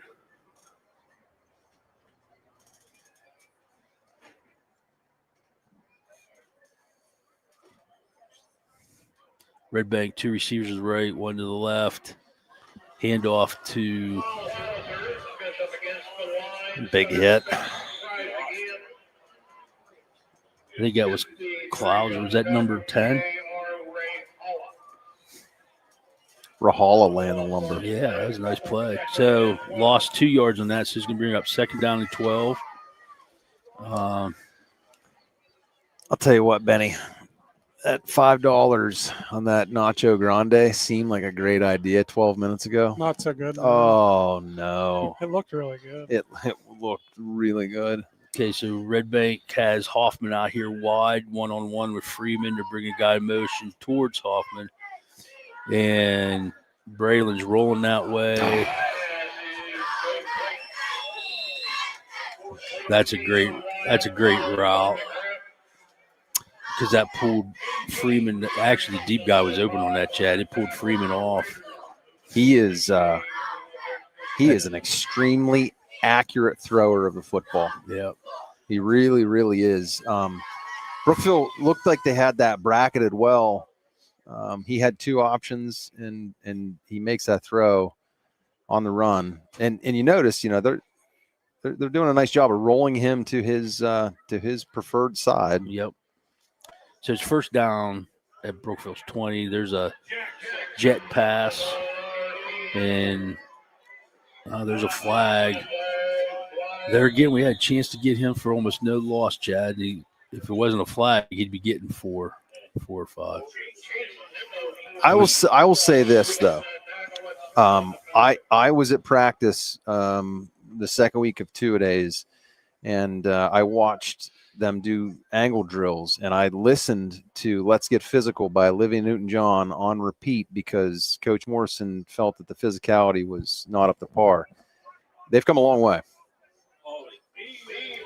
Rallying to the football was not something that they were doing in August.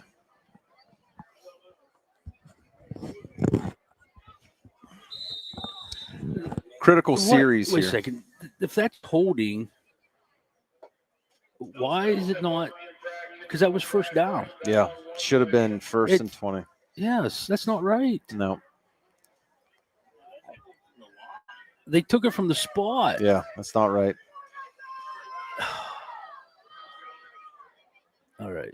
16's in motion, handoff to the running back up the middle. Tackled by number 14.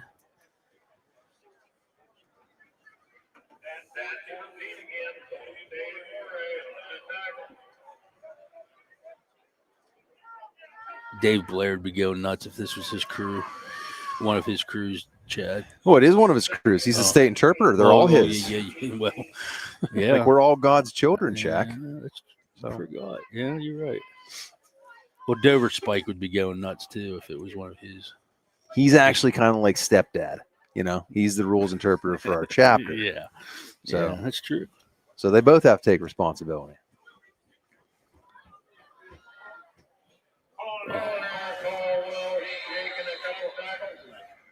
And so not to belittle this point, but this is so when you're talking about judgment calls, was that a pass interference? Was that a hold?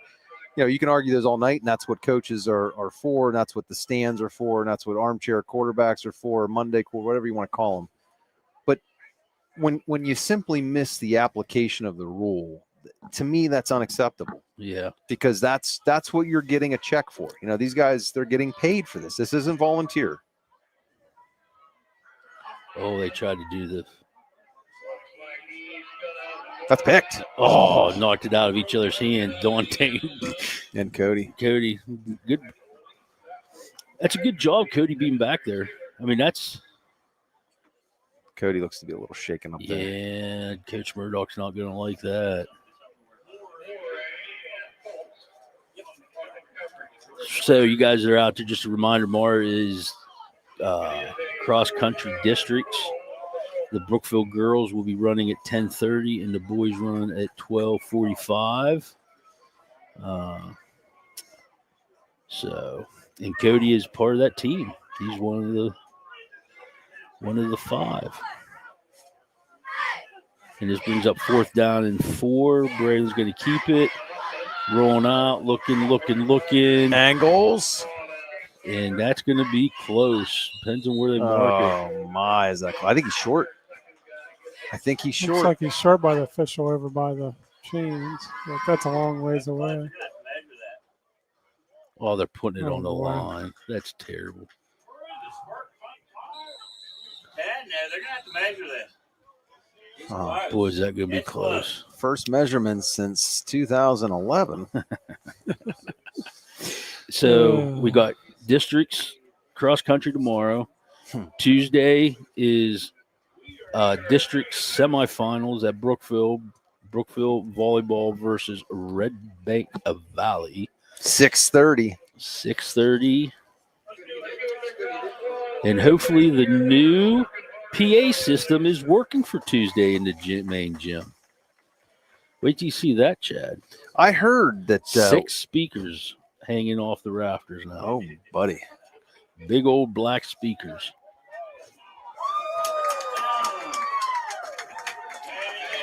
First down. I'll be anxious to hear what Fletch says about that spot. No. I feel like he won't say anything. He'll be neutral. No, I think he's going to be black. Well, he's going to. Oh, he got it. He got it. Yeah. That's exactly how he'll do it too. Yeah, good call. Good call. I think I'm going to get him one of those painter hats, a Dutch hat, like Wade Northy's dad. So that way he can still take photos and not turn his hat. That's funny. All There's a right, Weller's first cap, I down, guess I should Brookville's say. 10-yard line here. Turnover here would be nice. That'll work too. Nice play. That's Easton Raj. No, that's No, Phillips. that's Wilson Phillips. That's Phillips. Trying to get some updates here. Scores, Chad. Oh boy, DuBois is taking it on the chin. By who? Hollidaysburg, 35-0 in the third quarter. Who?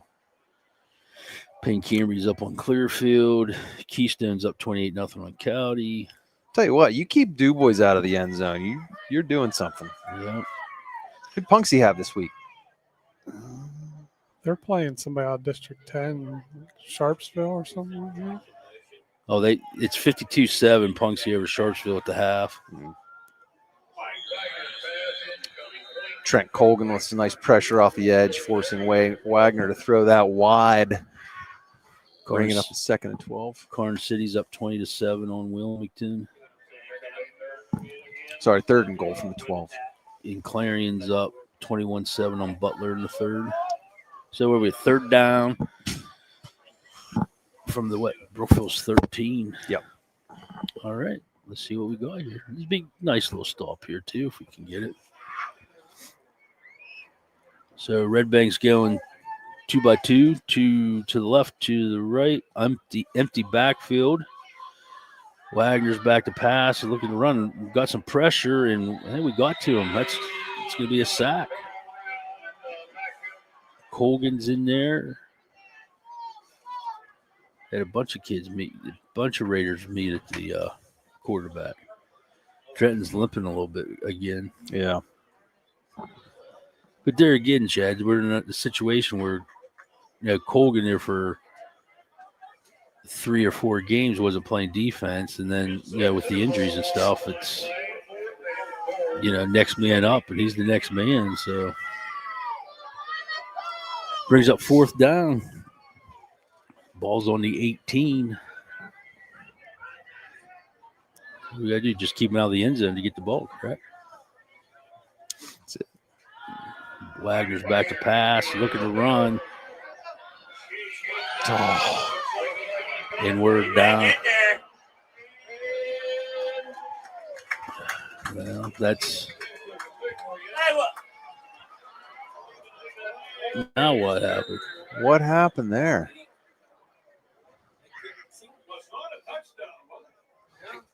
They didn't signal he was in, but they didn't signal anything. All right, I'm not exactly sure what's going on here. Nobody knows what's going on.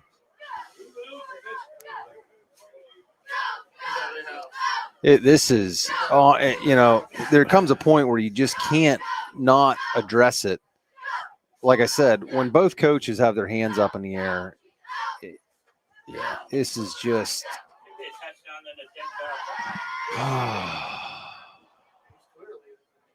Who was the dead ball foul on?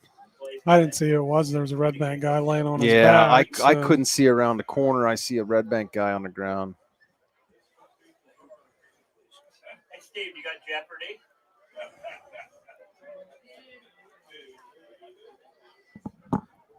How about 3 blind mice? That's better.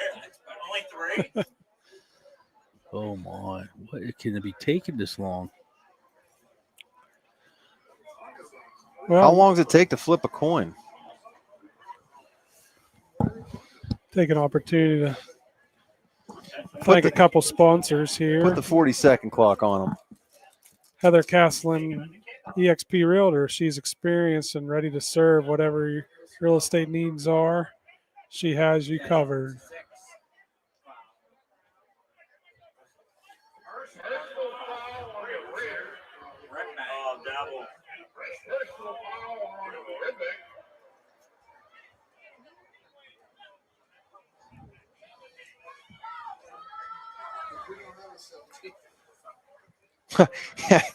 Gold saying we don't dress a 17.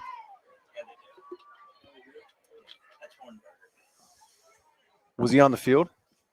No. That's what he's saying.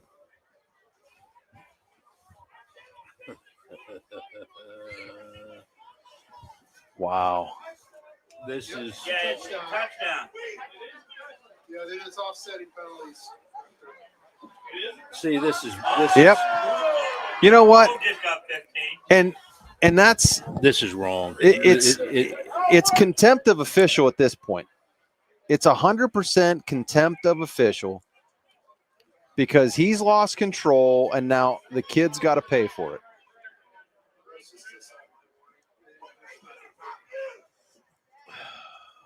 Just despicable. It really is. Man, I hope someone takes a look at this. And this isn't sour grapes. You know, this is 20-0, and this has nothing to do with the outcome. Well, it's both ways. I mean, Yeah. when you're winning 20-0 and you're getting that upset, Yes. like I'm just saying there's something.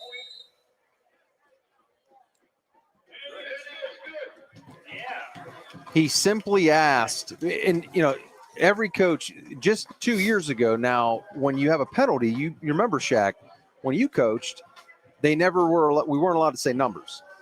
And now they put it in to say numbers because it's a coaching aspect, right? So if you get a hold, you want to be able to address that Saturday at films, right? Yeah. So you have somebody that's there, you have huddle now, so you can say, okay, 58 held. What are you doing? What's the technique? What do we got? Because we can't live with those penalties. So you got to address them. Well, likewise, when you have somebody that gets a UNS or an unsportsmanlike conduct, you want to be able to attend to that too. You may not do it in that very moment because during the fog of war, you've got other things to coach. But you do want to address that because we're not just raising football players. You're trying to raise young men. Yeah. And so that needs to be addressed if you're worth your weight in salt. So you're simply asking for who it is. And when that gentleman or that number isn't on the field, Coach Gold has the right to say, well, 17 wasn't there, or we don't dress a 17, and it's responded with a flag that almost brings rain. It's unnecessary. Yeah. I really, I don't know. See, you got me fired up, and then you walk away. That's what you do. No, You stir the pot, and then you go and you sit and watch me. Who's gonna view it? Who's gonna? Is anything gonna happen? Here's the problem, Shaq. Though, is what do? You're already forced to push games to Thursdays and Saturdays because you don't have enough officials. So what are you going to discipline them and take them off a week? You can't do that. Yeah, that's true. I mean, it's just a terrible spot to be in. It really is a terrible spot to be in. It's just, I like your point where, these kids start football like at the beginning of summer, getting ready for the season. And, these guys need to be at the top of their game. We hold our kids accountable to know the rules and be respectful. And we don't pay them. They pay in sweat equity. And now we got guys that are taking paychecks, and we expect the same. Colgan on the keep.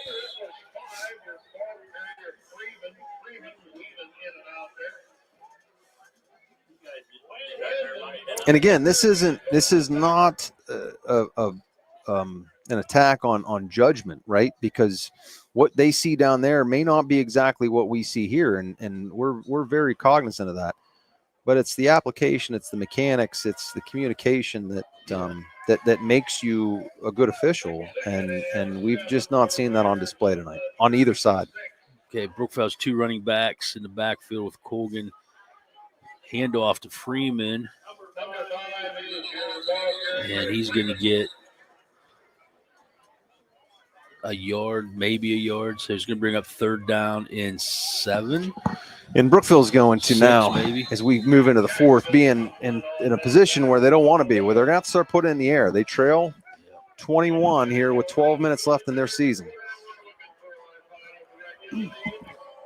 Okay, let's go through a few sponsors here while we got a chance. Fat Betty's Pizza and Arcade. Fat Betty's offers delicious takeout pizza, ice cream, and arcade. Check their Facebook page for delicious specials. Devil's Barbecue, hands down, The best barbecue around. Fast, flavorful, and absolutely delicious.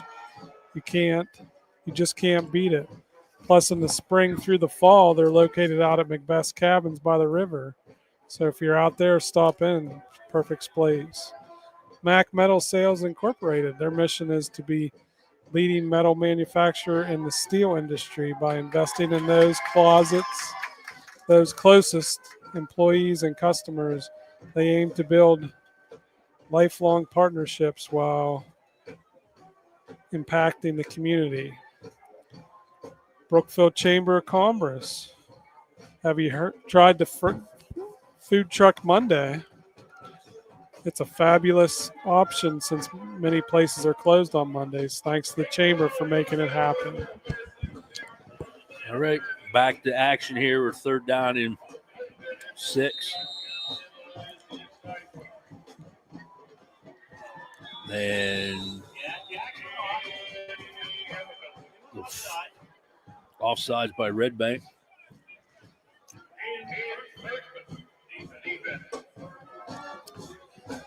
I would like to have, I think the finals, though, this is, the last regular season game. The finals, in my opinion, for concession stand is Redbank and Montauk. Yeah, Redbank's pretty good. What'd you have? I had a pretzel, and I had a nacho grande that is going to haunt me until 4 a.m. Their Stromboli's good, too, here. I saw that. Hand off to Chase up the middle. That's going to be a first down. Going to take it to Brookville's 48. First down. And I know better. It was such a mistake.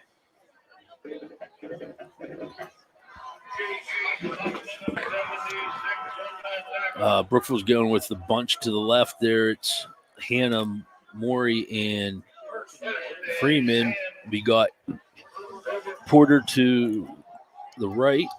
Chase is to Trenton's left. And the clock's at 11:30. Colgan's back to pass. And errant pass there goes incomplete. Brings up 2nd down. I think overall, the offensive line has done a nice job tonight. Yes, they have. I think they've maintained. I don't think we've got any interior linemen for any type of infractions. Do we? No, not done. We had an illegal shift and a hold on the outside, but I think that was one of the skill guys. So it brings up 2nd down and 10.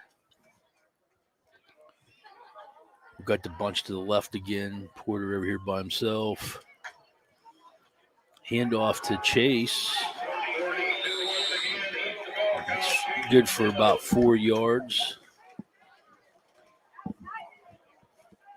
Well, maybe 3 yards. Must be 7.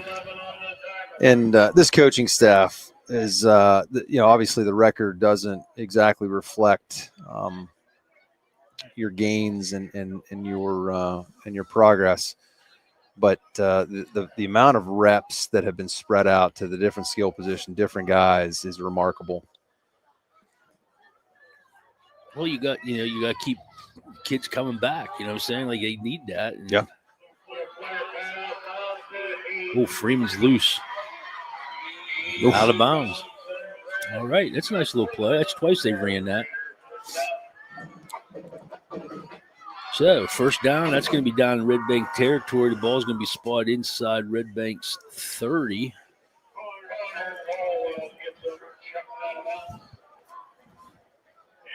And the clock should stay stopped because they blew him out of bounds. So, it's currently stopped at 10:36.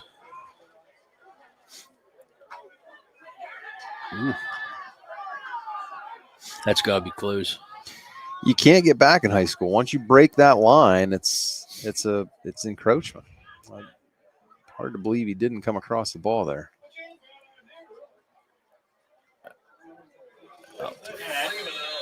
Out to Freeman again for a couple.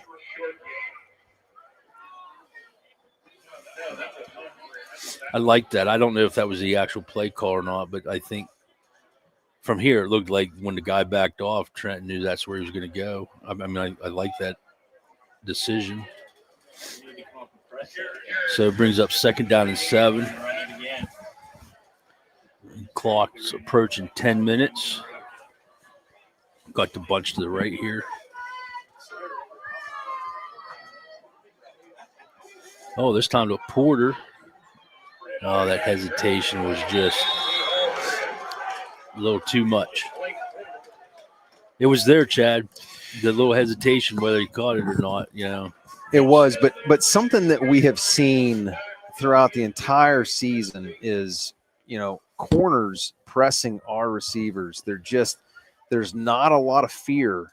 I know you've called for that Fox, and we've hit a couple, but it just doesn't seem like teams are willing to back off of our receivers. They're at the line. They're aggressive. So 3rd down, Trenton. Oh, he had him. Incomplete pass. Oh, look at this. The Redbank kid's holding his. He thought Trenton had a cramp. All right, that brings up 4th down. See what we can dial up here. See, what Trent should have done there is done a flip as soon as he picked his leg up and tried to draw 15. He had Hannah. Yeah, he did. On the side there. All right, here we go.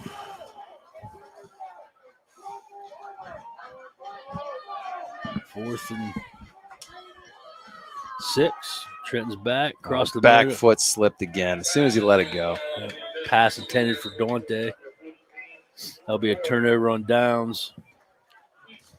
So Redbank will take possession at their own 25. Clock stops at 9 minutes on the change of possession. Oh, good couple. Talk about Wilson's Woodshed. We haven't heard from them tonight. They have so many unique items such as flags, switch mats, signs, one-of-a-kind locally made Hollywood furniture, and all kinds of Hollywood goodies. Stop and try and check them out.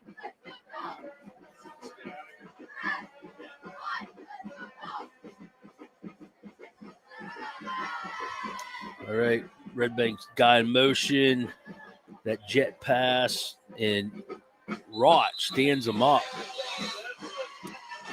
for no gain.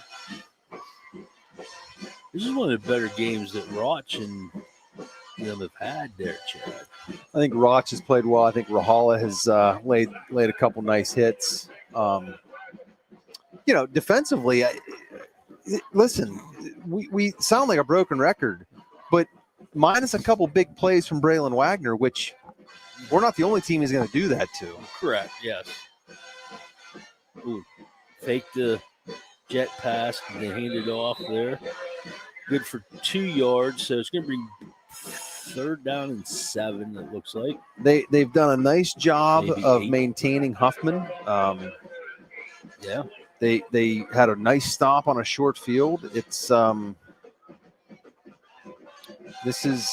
there's no secret as to what kind of game that we expected. It just, like we said from the top, but we're going to have to find a way to put points on the board. And to this point, now we're slipped under the 8-minute mark. Brookville just has not been able to find pay dirt. Yeah.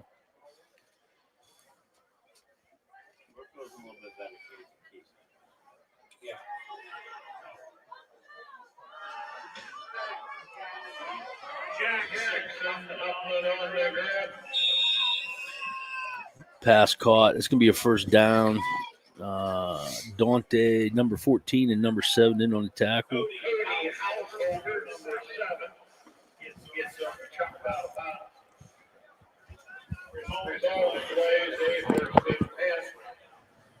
Clock's going to wind. It's 7:20 to go in the 4th quarter here.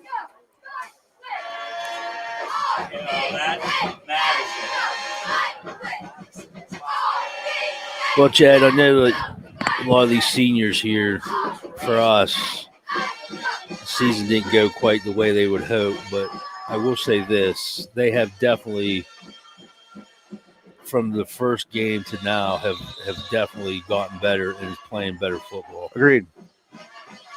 I mean, they could have, after those first 2 games, they could have folded, which is one of the hardest things a coach has to do is to keep a team together. And I feel like this coaching staff has done that. Yeah. The kids have played hard. I mean, especially in a violent, grinding sport like football. Like, you know, I know people are going to think I'm crazy, but I go back to the Port Allegheny game. I thought we played them pretty good. Yeah. You know, and even DuBois. DuBois, too. I agree. We didn't back down. We went toe-to-toe with them. Take 2 plays against Brockway away, and that game goes in Brookville's favor. Right. At least, well, that's a nice tackle by Porter on that play. Before we go off the air, I did want to mention our District 9 lost a longtime official unexpectedly last week, and Bob Boyer from up in the Kane area, and just a great contributor to his community and the PIAA. Bob was a friend of mine. We officiated several playoff games together. We didn't work a lot of regular season, but playoff games when they would combine the chapters. I believe he was a rules interpreter for a handful of years up there. Great guy. He's going to be greatly missed, not only by those in District 9 football, but obviously family and friends. And so send our condolences and our prayers to their family. That memorial and viewing is tomorrow in Kane, and just a true tragedy taken much too early. Did he do any other sports? I believe he was baseball, softball, football, and I'm not going to venture. I believe he held 3 or 4 patches, but he's a longtime official. I know he got a state final. Probably I want to say 16 or 17. He did a baseball state final. That's too bad. He was one of the on the leading edge of the Zooms when COVID hit. He got their chapter up and running and kept them in compliance with meetings via Zoom and really maintained that chapter up there and their membership, which was something that was not easy during COVID, as you can well imagine. Right. All right, we got 3rd down and 10, and Redbank has 2 receivers to the right, 1 to the left. They're bringing a guy to the backfield, so now we got 3 guys in the backfield. Quick pass, a little high from Braylon, so that will stop the clock at 5:25, brings up 4th down, and it looks like Redbank's bringing out the punting team. I'd like to thank Laurel Eye Clinic, caring for your family's vision, one generation at a time. Longtime supporters of Raider athletics, we are lucky to have them in our community. So let's see, we've been here before, so make sure it's a punt. Chase is back deep. And he touched that. You can't advance it. Yeah.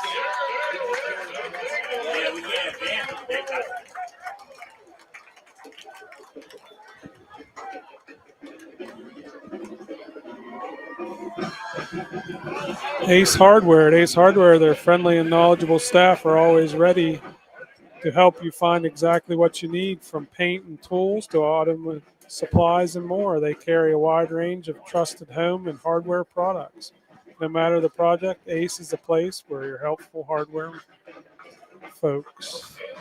All right, so the turnover gives the ball 1st and 10 to Redbank on the 30-yard, on Brookville's 31. Handoff here. That's a hold, I thought, on 8. Tackled out of bounds by Dante Morey.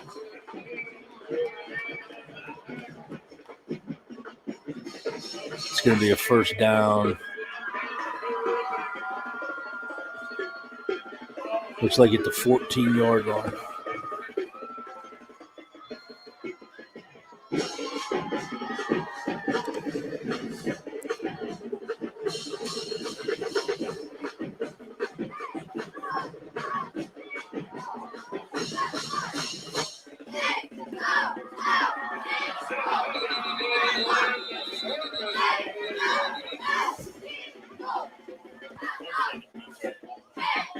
Run play tackled by Trenton Colgan in there, 76.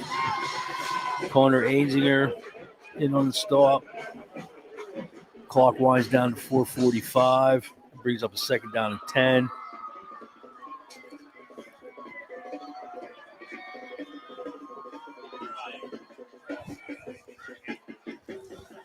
Redbank comes to the line of scrimmage.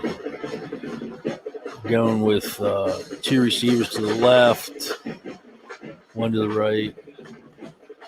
Faking handoff. Braylon's rolling right. And Chase with tackle from behind. Nice play by Chase. He did a good job there, Chad, not to yank back on it. He did. Where he might get a horse collar. Which brings up the conversation now with 4 minutes left, game totally in hand. I would be considering taking Mr. Wagner's helmet right now and yeah, I mean, that's putting it over somewhere near Subway or Burger King and telling him to go find it. Because Redbank has bigger and better things to achieve here. I agree. I mean, in the next couple weeks.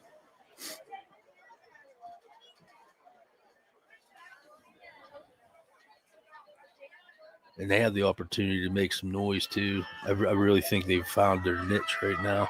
Well, not only have they found their niche, and that's what Coach Gold alluded to. He said, it's kind of crazy you find your identity in week 9, but that's primarily what they've done. And here's the other thing, and you've got a team in Redbank that has a coaching staff that has played on the biggest stage that a high school team can play on, and so has Port.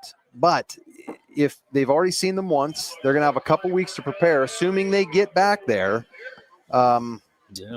That's, you don't want to give a team like this a lot of film and a lot of time to prepare because the best team doesn't always win in that instance. That ball's blocked.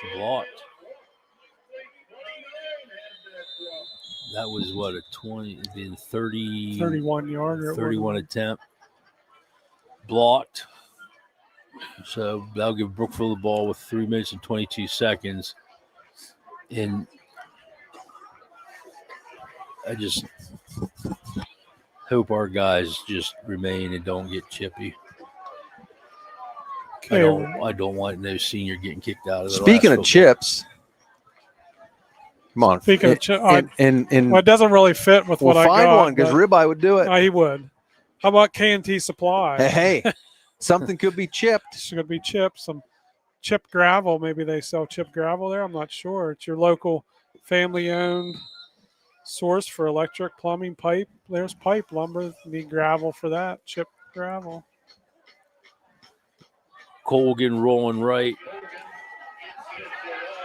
Ooh. Boy, did you see he took a step and almost went down. Yeah, he did. It almost looked like his knee gave out. Yeah. And he's laboring. I want to know how Gabe Hanna's uniform is so clean with 3:16 left in the fourth. Look at him. Yeah. He could do a Tide commercial right now.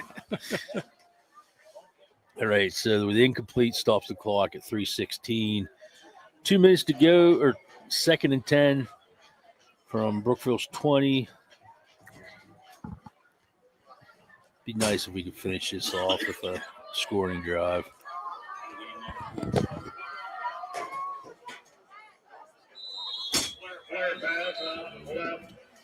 Pass intended for Blake, or no, was Freeman. I think it was Freeman. And that incomplete stops the clock, brings up 3rd and 10.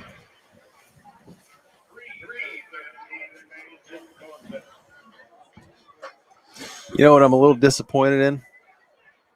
Besides the score and the fact that I can't feel my feet, is we've yet to hear There's a sack. We'll give them 50 cents a piece. I've been waiting all night to hear that. Oh, we might get it. No.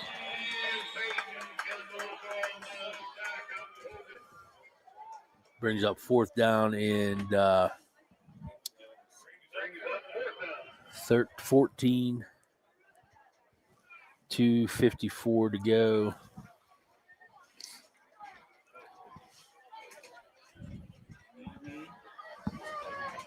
See what we have here.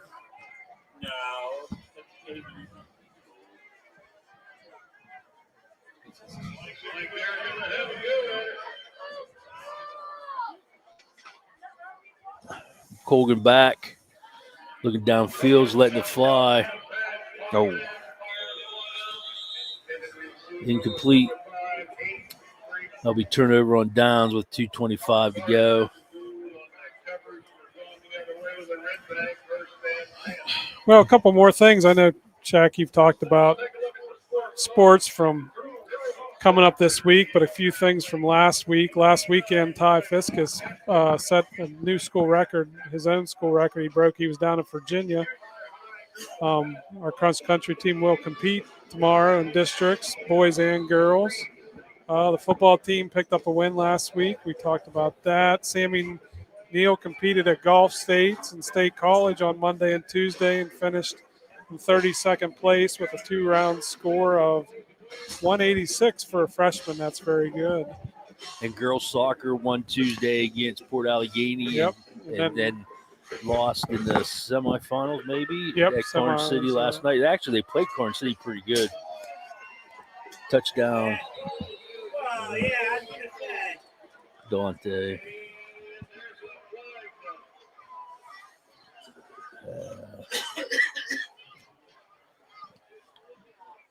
Yeah, they played. Corn City was pretty good. They came in. I don't know how many people follow soccer, but I feel like the way they did the bracket was not right. Now, Corn City is like 3 or 4 time defending district champs or something. Well, got seeded second. And their 3 losses were to like powerhouse soccer teams down towards. Who got the 1 seed? Elk County. Elk County. They've won in overtime both games. Like they're better. They had the better record, but Corn City's 3 losses were against like got teams that no one in our district would have touched. But anyways, so now Corn City will be playing Elk County. Getting back to Ty, how many Gatorade baths has he gotten this year? Every time you break a record, did they like pop champagne? And he's got a couple of them. Yeah. He almost, K-Sax the week before, he almost broke the record at North Clarion too. He was off by, I think, 4 or 5 seconds. But I feel like we should get paid for as many times as we've mentioned him on the air over the season here. We should. I mean, not me, but like Blue Nation Network. We did get paid a little bit. I think Tricia might be getting a little extra pay because she keeps putting them in the notes every week. But and also reminder that the volleyball team plays on Tuesday night against Redbank in the semifinals. If you can't make it out, you should definitely go out and support the girls. If you can't, you can catch it on Blue Nation Network with our top-notch volleyball crew of Billy and Donnie on Tuesday night. In another Brookville sports news, last Thursday, so just yesterday, over the Old Man YMCA lunchtime basketball, one Lanny Fiskus went for 12 points, 17 rebounds, and a steal. Pretty solid day by Lanny. He probably had a couple fouls in there. You know what? He played a pretty clean Thursday. Yeah, I wasn't there Tuesday. I heard that he's probably a little rough on Tuesday. He gets a little rougher on Tuesdays. He's got the weekend to recover. That's right. That's right. He comes in a little bit more full of vinegar and other things. By Thursday, he's relaxed a little bit. I always love when he says, I think Chad and I should play on the same team just so we don't get tangled up. And I appreciate that because I don't want to tangle with an old red oak tree. No. He's got some bony elbows. Oh, he is just an absolute ox, man. He really is. He's just He's like literally running into a sycamore. Chase with the return up to the 41-yard line of Brookville. So Brookville will take over with 2:09 to go in the game. And he is dangerous from three-point land. Yep. When he gets hot. When he gets hot. Well, take a time here to thank a couple more sponsors. Thank you to Molly Haney of Premium Accounting and Payroll Services, LLC, for being a sponsor and managing the Blue Nation Network. Elite Heating and AC, Fox's Pizza, Brookville FOE, Restorative Medi Spa, Premium Counseling and Consulting,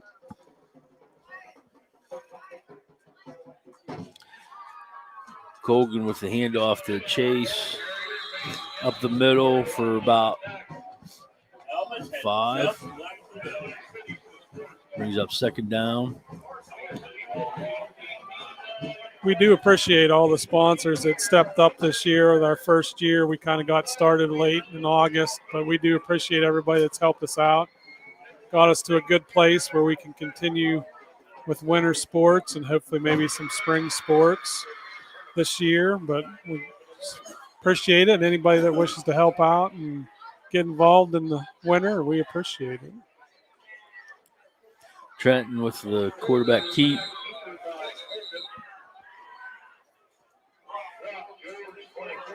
Wait, how's balls? We got a couple offensive linemen about 20 yards down. Yeah. Clock's running with 1:14. Brings up a 3rd down and 4. Who else do we got here? Advantage Remediation Services, North Fork Veterinary Clinic, Plyler's Carwash, and Laundromat.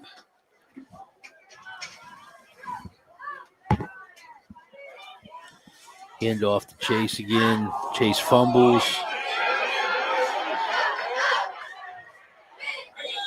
And Porter with a lateral drop.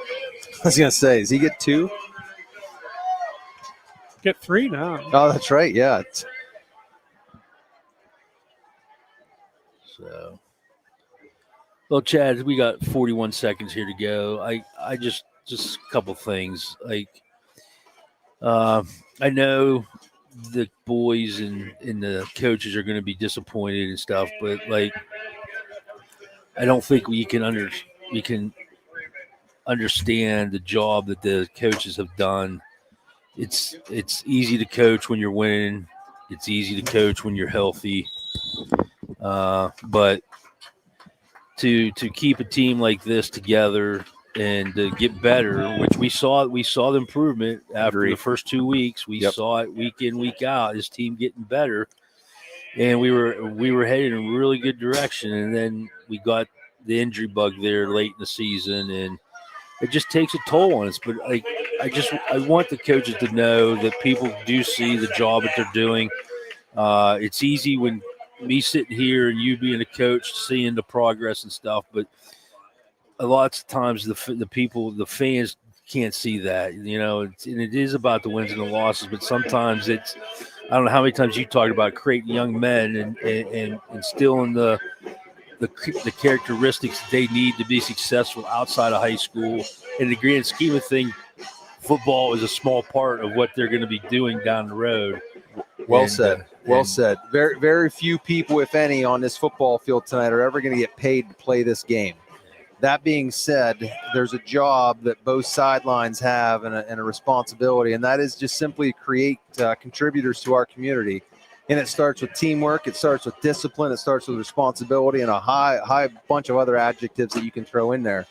And this coaching staff didn't stop. You're right. The chips were down. They continue to coach their kids up. They continue to hold them accountable. And there's a pile of relationships and friendships that will continue well beyond when this horn sounded here tonight in Redbank, ending the season for some of our seniors. They're going to have some guys that they rely on for the next 15, 20 years of their lives and come back to them and ask for advice and share things that maybe they're not comfortable sharing with other people because of the experiences that they've had through football and other sports. And there's no way to put a value on that. There really isn't. Yeah. And I'm telling you, those seniors out there are crushed right now. And until you experience, people don't understand what it's really like. And being a coach, this is one of the hardest things as a coach is watching those seniors play their last football game. Yeah. And when I was the head coach, it was hard. It's emotional, and you're so high strung for so long, and it's such a tall mountain to climb, and then all of a sudden, in a heartbeat, it's gone. Yeah. And it's hard to come to terms with it. Yeah. And this will be the last time that group is ever together as a whole. Yep. I agree. I mean, that's a family out there, and they spent the majority of their 4 years, and now now they gotta go. They're leaving that family, and hopefully they gotta look at they're going to be part of next year's team, even though they won't be here. They can look at that and stuff. But I just wanted to put that out there because not everybody can look at it that way, and I know you and Chad, you and I can have a different perspective because we've been there some, and I'm sure it's not easy when you guys are walking off the field in baseball for the last time either. It hurts. So it does. It hurts. I mean, I'm thinking about right now, kind of getting emotional about just knowing how they're going to feel. Dante loved football, and so now he has to regroup and get ready for baseball. But anyways, I want to thank all you fans out there that listened to us for all season. I want to thank Ben and Trish for letting myself and Chad and Ribeye bring football, and hopefully down the road, as we progress and Ben and Trish grows this company, it gets better and bigger and better, and maybe I'll see you next season. So I want to thank you guys, and for Blue Nation Network, 2025-26 Raider football season has come to an end, and we will see you next season.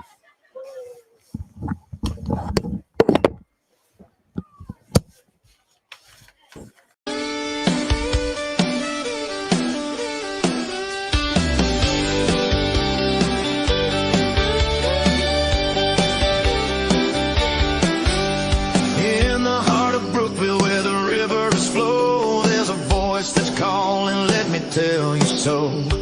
Blue Nation Network, shining bright and clear, keeping our community close, bringing you cheer. From the action on the field to the news